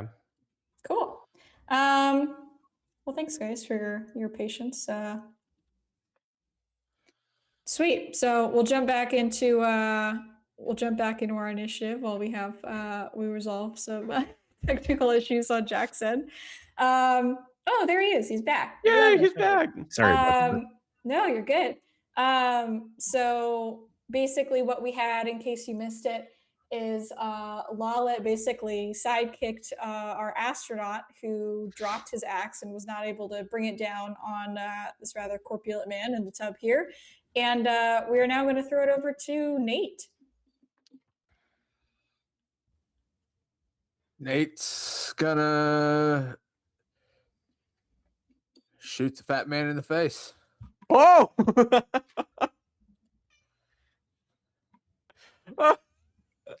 What's your firearm? Doesn't have.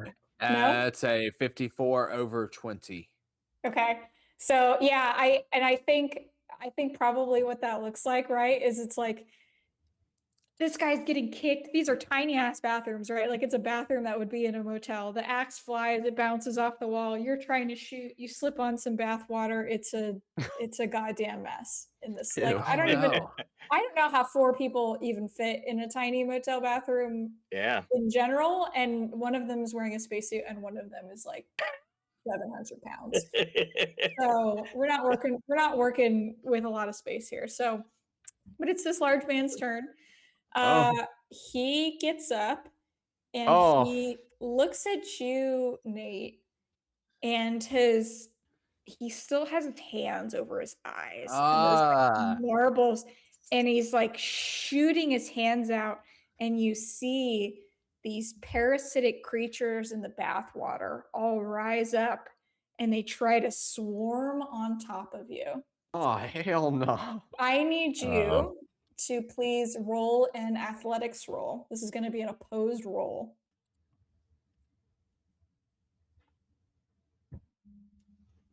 Oh, okay. Oh, nice. And 9. All right. Okay. All right. 9 under 30. Success.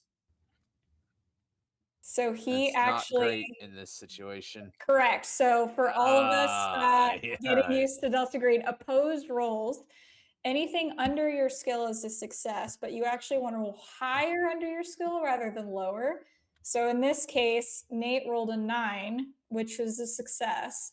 But our large man with the parasites here rolled a 41 under 50, which is a better success, and therefore he beats Nate's athletics. Yeesh. So what's going to happen now is I'm going to read my lovely description on here.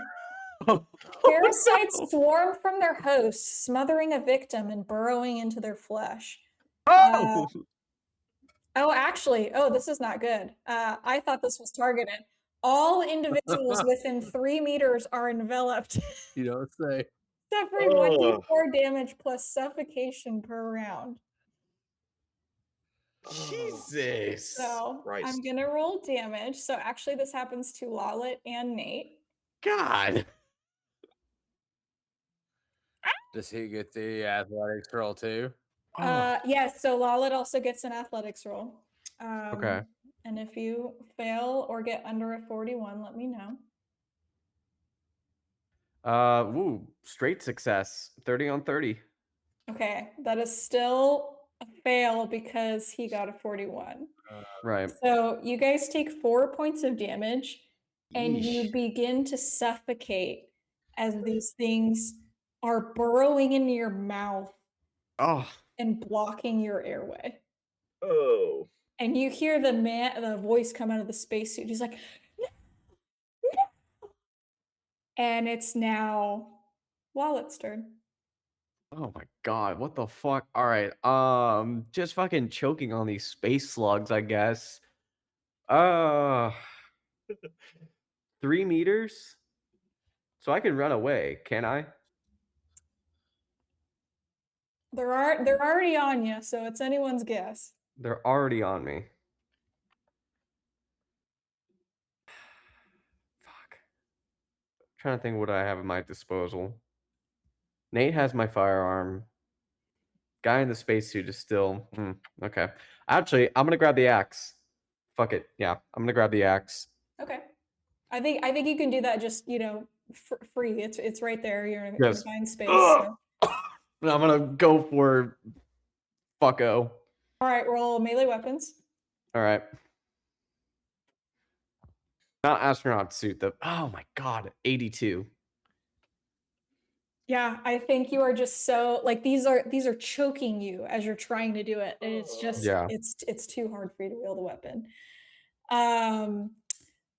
It's the person in the astronaut suit's turn, and he is just going to. He doesn't have the axe anymore, and he's just going to go in and try to choke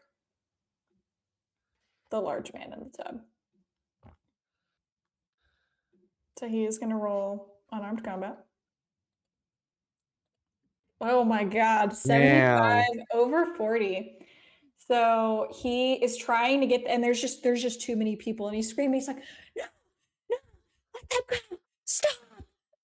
And Nate, it's your turn. I would like to know what are the odds? Is there anything that could be used as an accelerant?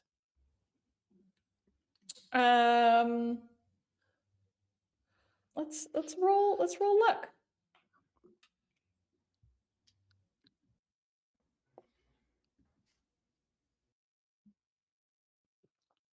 Damn. No, not lucky.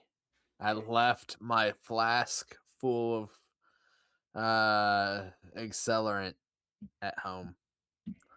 Yeah, I don't think there's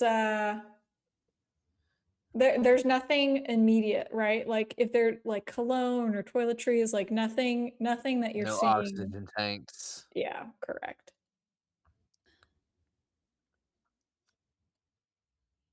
There would be. There might not be an accelerant in the room, but you might have anything on your person still. So like a lighter, or if you. Well, again, is there anything to indicate that something like that would, like, I mean, I guess I could try to burn one of these. How many are like? I don't know. They're already on me. Yeah. I shoot again. I'm gonna shoot again. I'm shooting again. Okay. That's what I'm doing. Yeah. Damn. Oh no, that's bad. Damn. I was like, yes. 100. Ugh. What I think happens is before it's like you couldn't get a shot off. The gun goes off. It goes off into the bathroom tile, and you know for certain that someone in this motel room has heard a gunshot.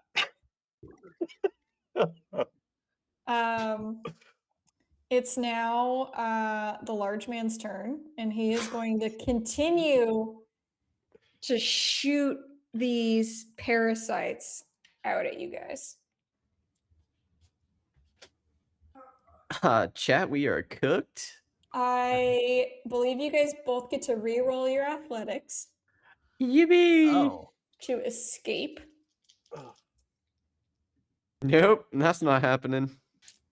Chat's got all these suggestions: alcohol in the mini fridge, travel size hair. None of that is gonna save my life right now. Griffin says throw a toaster into the tub. Oh, there you go. There we go. Okay. Like, so we had 2 failures, and he succeeded on his athletics with 31 under 50. So now we're gonna roll damage. How much HP do you guys have? I have 6 now. I have 6. What's your max? So 10. It was 10? Interesting. 10. Okay. Oh. Just curious, just asking. Oh. Oh my god. Christ. So I All rolled right. max damage twice. Yeesh. All right, let's see. 2. Cool. These what happens things if have two hit now gone from, yeah, I think actually at 2 hit points you fall unconscious. Bad stuff happens. I'll double check that, but I'm pretty sure it's 2 I've you got fall it. unconscious and I've 0 got you, you Laine. die.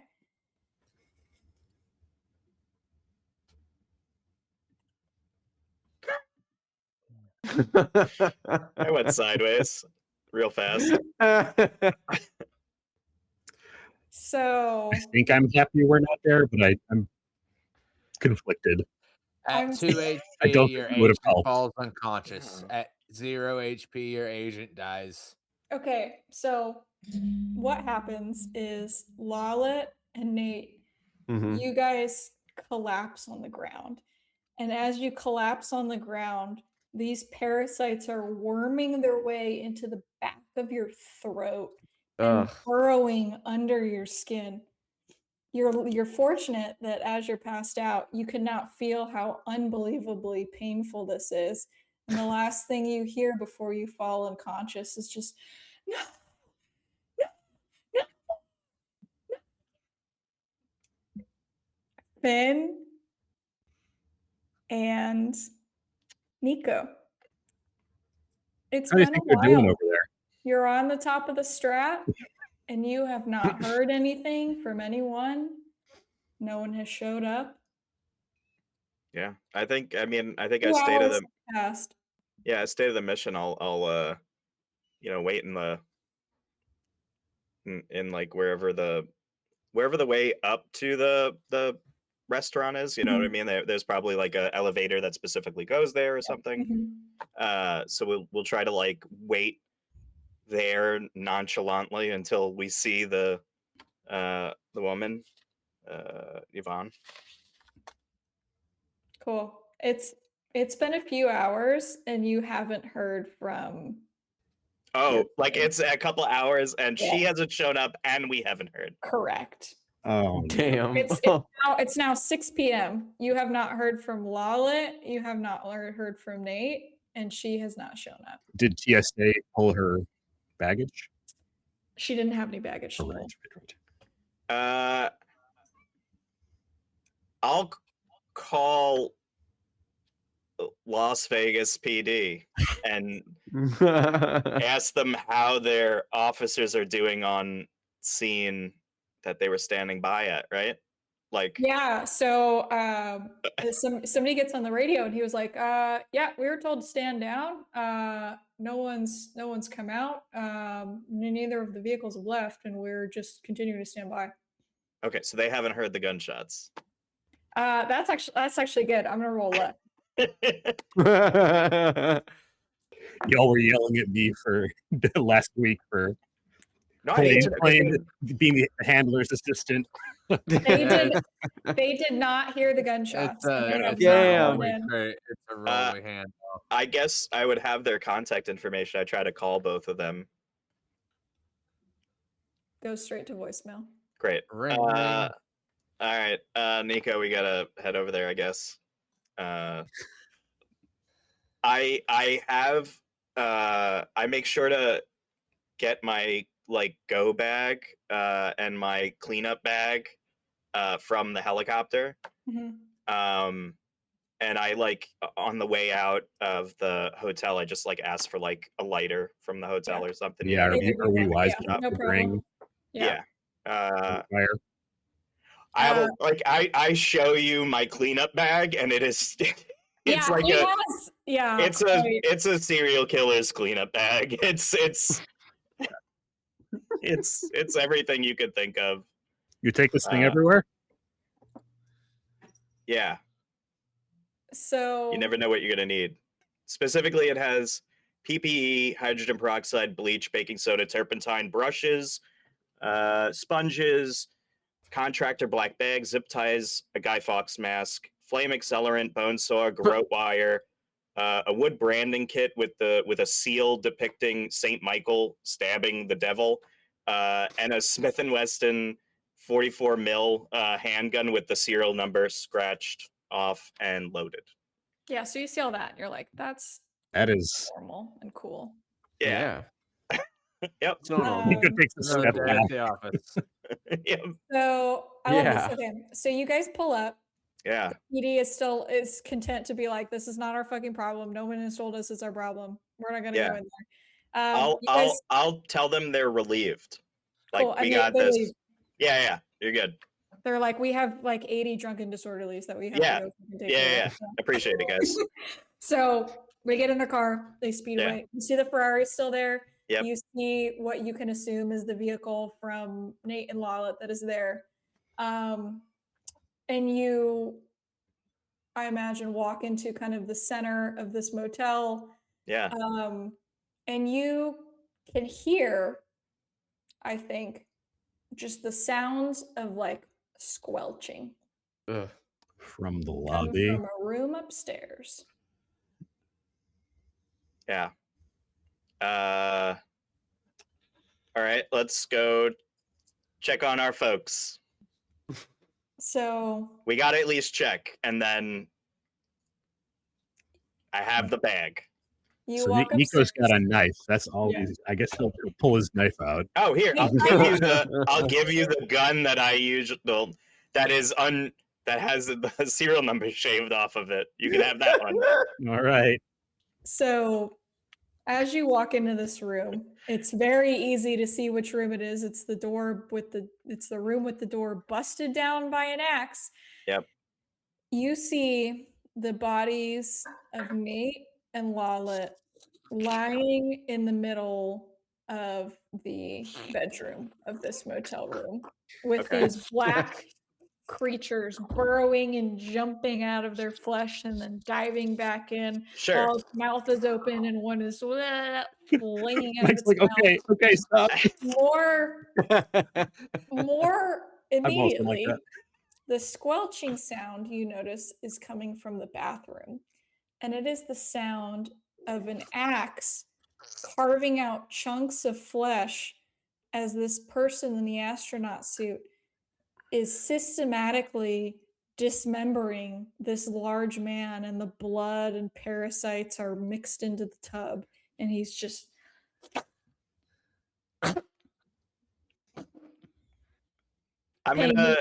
paying you no mind. Yeah, I'm gonna open up every canister that I have in my bag, huck it, and then light it and throw. I'm just gonna light it up ablaze. Okay. The entire room, right? Like I can just land it on our fellow agents and. So we're trying to just light every. I'm immolating the place. I don't care. This is a act now, answer questions later kind of situation. Okay. Scorched earth. Yeah. So I pour one out for these guys, and then I fucking launch all of my shit at the room. So everything you've got, I imagine every chemical you've got in there. Yeah, it's ludicrous. Yeah. You do it right. Yeah.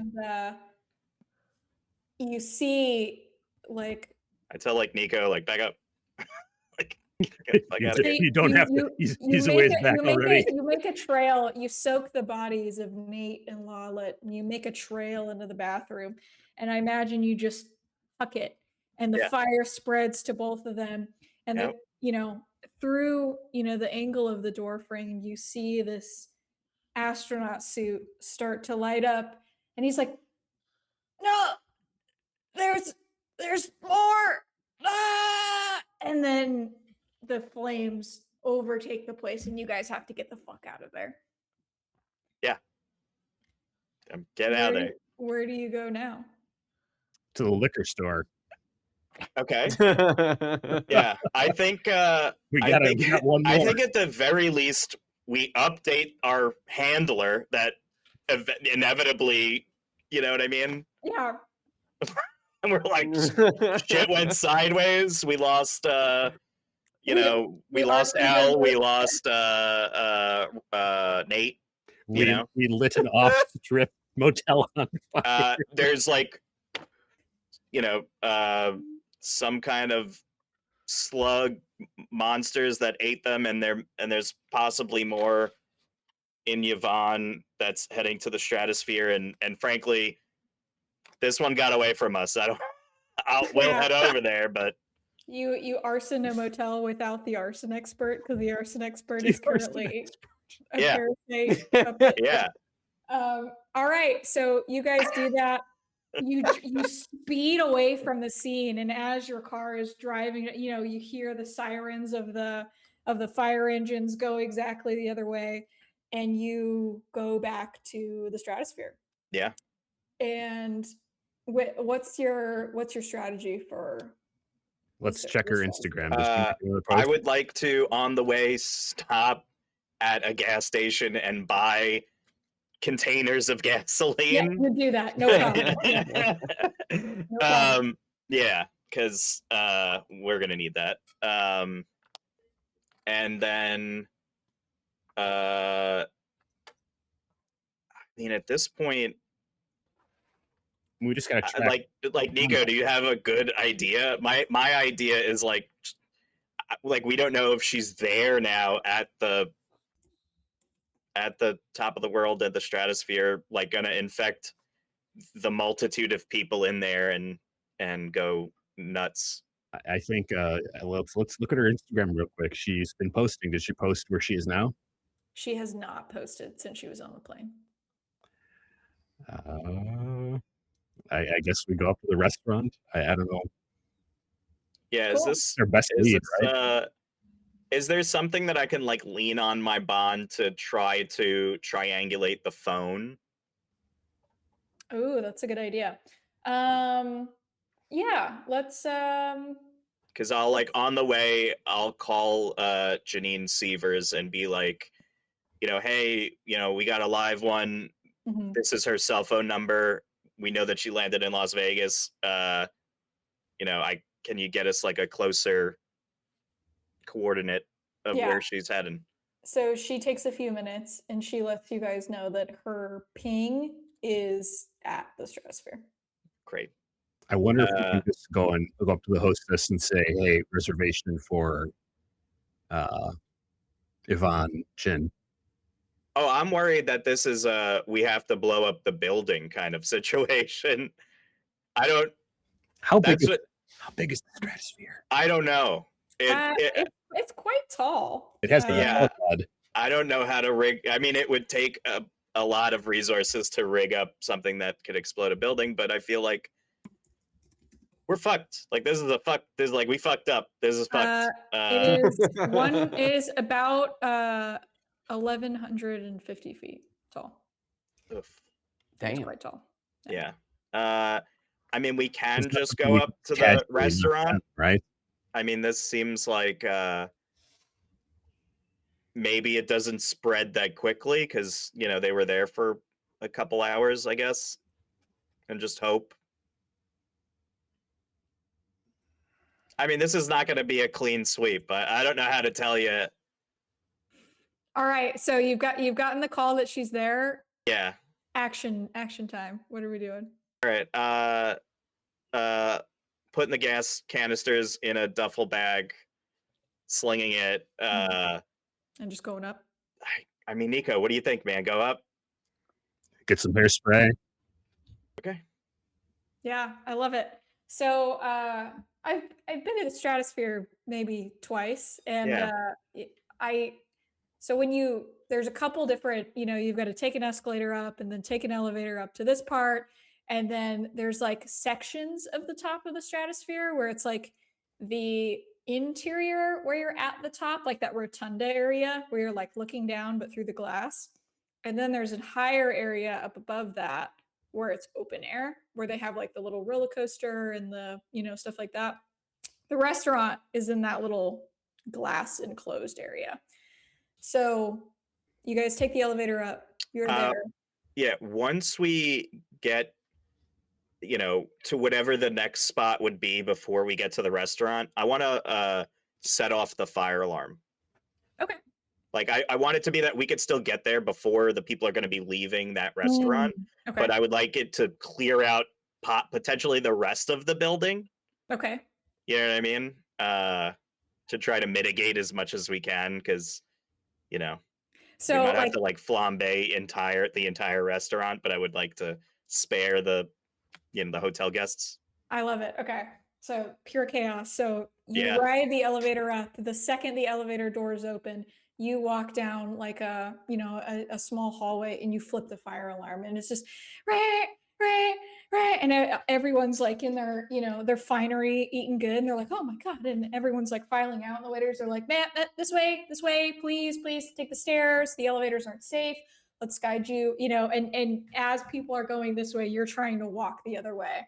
And both of you roll an alertness for me. Great. Let's see, 20. Oh, thank the Lord. You finally succeeded on a passed roll. something. Finally! Yeah. I got a 13 under 50. So as the sea of people is going behind, oh, this way, take the stairs, you see a small utility stairwell off to the side that is propped open. Okay. And it seems suspicious to you. Yeah, let's Nico, this way. There's something over here. I wonder if she's not in the restaurant, but up on top. Plausible. So, yeah. All right. So Let's go. We'll go. If it goes up, then we'll go up. Yeah. Yeah. So you go into this utility stairwell, and I imagine there's just some waiter in a tie, like, sir, this way, and you shove past him and go. Nico just up this exactly. You just like knock him down. He's like, what the? You go in. Yeah. The first thing you notice when you walk into this utility stairwell is you see someone in a maintenance worker's uniform lying on the ground in a pool of blood. And you notice that they have one of those badge clips that like extends out with the little retractable. The clip is there. The badge is not. Right. And the stairs just go up. It is a utility stairwell up to the open air area. Can I check him to see if he has those like bugs on him or leeches or whatever? Yeah, he does not. Okay. It looks like someone smashed his head in, grabbed his card, and then ran up the stairs. Okay. I can deal with that. Let's book it. Yeah, we're gonna, heavy foot it up. Cool. So you guys run up and you see a woman who looks to be Yvonne Chen.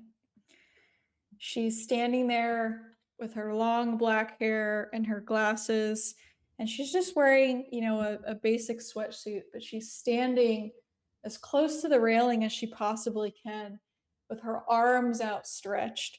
Oh, fuck. And she turns and looks at you guys, and the surgical mask from the last Instagram photo you see is off.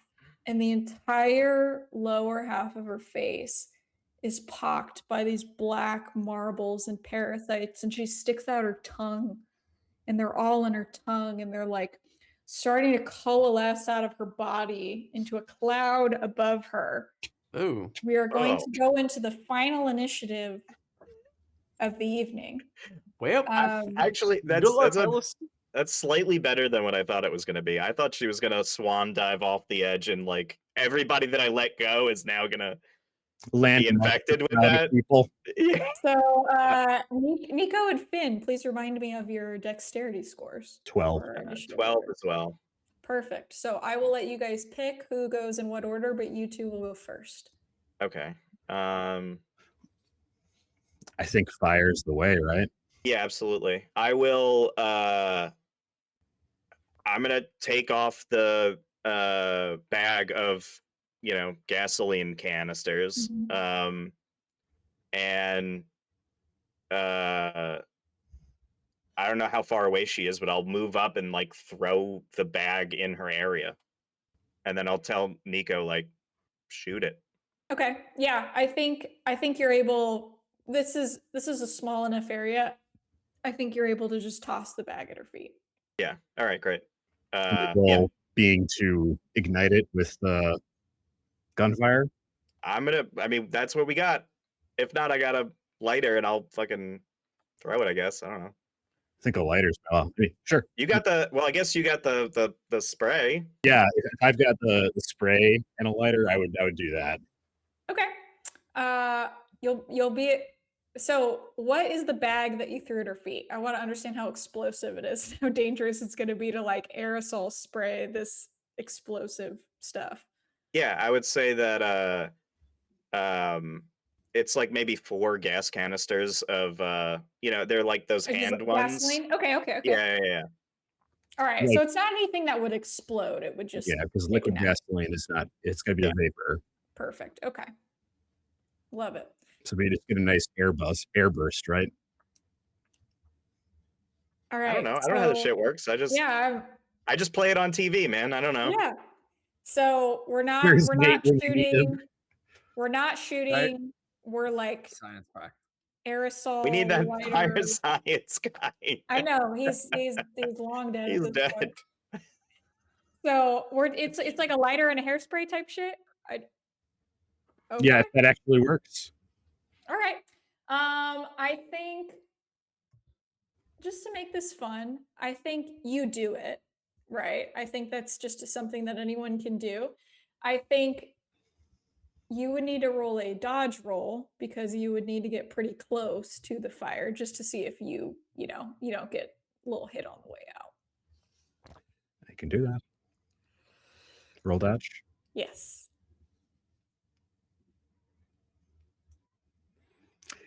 I put points into dodge. I rolled an 86 over 50. Oops. You guys have only rolled like 80s and 90s all night. It is actually genuinely wild for me. I think a D4 for fire damage is going to be fine. So let's see how we did. 2 points of fire damage. So I think what this looks like cinematically is you guys are running up the stairs and you see Yvonne with her arms outstretched and these parasites are coming out of her body and they're coalescing in this mist above her head. And she's like, yeah. Finn throws the duffel bag of gasoline. Nico runs in, lighter and a hairspray, ignites it, and this giant ball of flame erupts around her and just like singes your eyebrows off, right? Like you get a bit of a burn as you're thrown back. Nico is significantly less hairy now. True, yeah. He's bald in the face. He's got no eyebrows. He takes some sanity damage from losing his eyebrows. And you just hear like, and she's like flashing and flailing, and she's just completely immolated in flames, and is just continuing to flail, and finally she collapses into a burnt husk at your feet. I'll take a picture of it on my phone. You do that.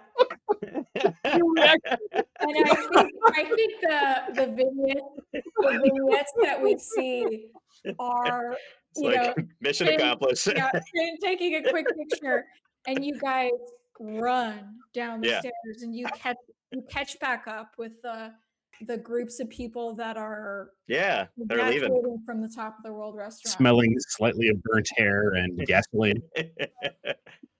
No cause for concern. You jump into a taxi, like a taxi or an Uber, and you go straight to the airport, and you get the fuck out of there because how could you not? Yeah, no, it went poorly. But mission accomplished. Yeah. We got touchdown. You a few days later on the news, you see reports of a suspected serial arsonist on the Las Vegas Strip came into our desk this morning as the Dewdrop Motel was completely reduced to ash as a result of what seems to be an altercation with individuals in one of the motel rooms yesterday morning. In addition, there was a large fire evidence of a controlled burn that took place on the top of the stratosphere that evacuated the casino and restaurant later that day as well. Officials are looking for 2 men that were seen fleeing the scene of the Dewdrop Motel, and they show a picture of a gentleman with a messed up eye and a very hairy man. Not your actual photos, just sketches. Yeah. Investigators are asking anyone to come forward with any tips that they might have for a substantial reward. Investigators are still looking to determine the identities of the 4 deceased individuals in the motel room, as their remains have been burnt beyond recognition. More today at 8. So you guys are Fuck. needing to probably I'm gonna requisition plastic keep it surgery. low key. Nico shaves all We can get that his eye head. fixed and like Yeah. You have, to the best of your knowledge, contained the threat of the unnatural. That is Hooray. where we will leave our adventures for today. sorry guys. Your sacrifice was our victory, so Hey, No, we're just gonna die in jail. I did not expect. So they had an ability called Brood Swarm, which is what I used on you guys. Jesus and Christ. the brood was swarming. oh shit. That brood was swarming. Yeah. Indeed. Thank you guys so much for playing. I hope you guys Well, enjoyed thank you it. for running. Everyone Thanks who for everyone listened for to it watching. loved it. yeah, That was thank you great. everybody for watching. Minoan Augur by Agent Obtuse used a lot of assets on Reddit. So thank you to those folks who created those. And yeah, I appreciate you guys watching and Those tuning in. handouts were awesome. They were Yeah. great. Cool. The sound Well, effects were amazing. The tears were lot pretty of good. squelching. We will be back next week at 8 p.m. Eastern for our regularly scheduled Graveyard of Dreams stream with our lovely Griffin Barber as our GM.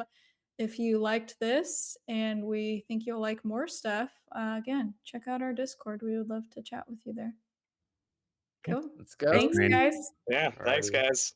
Good night, Bye. y'all. Thank Bye. y'all. Bye.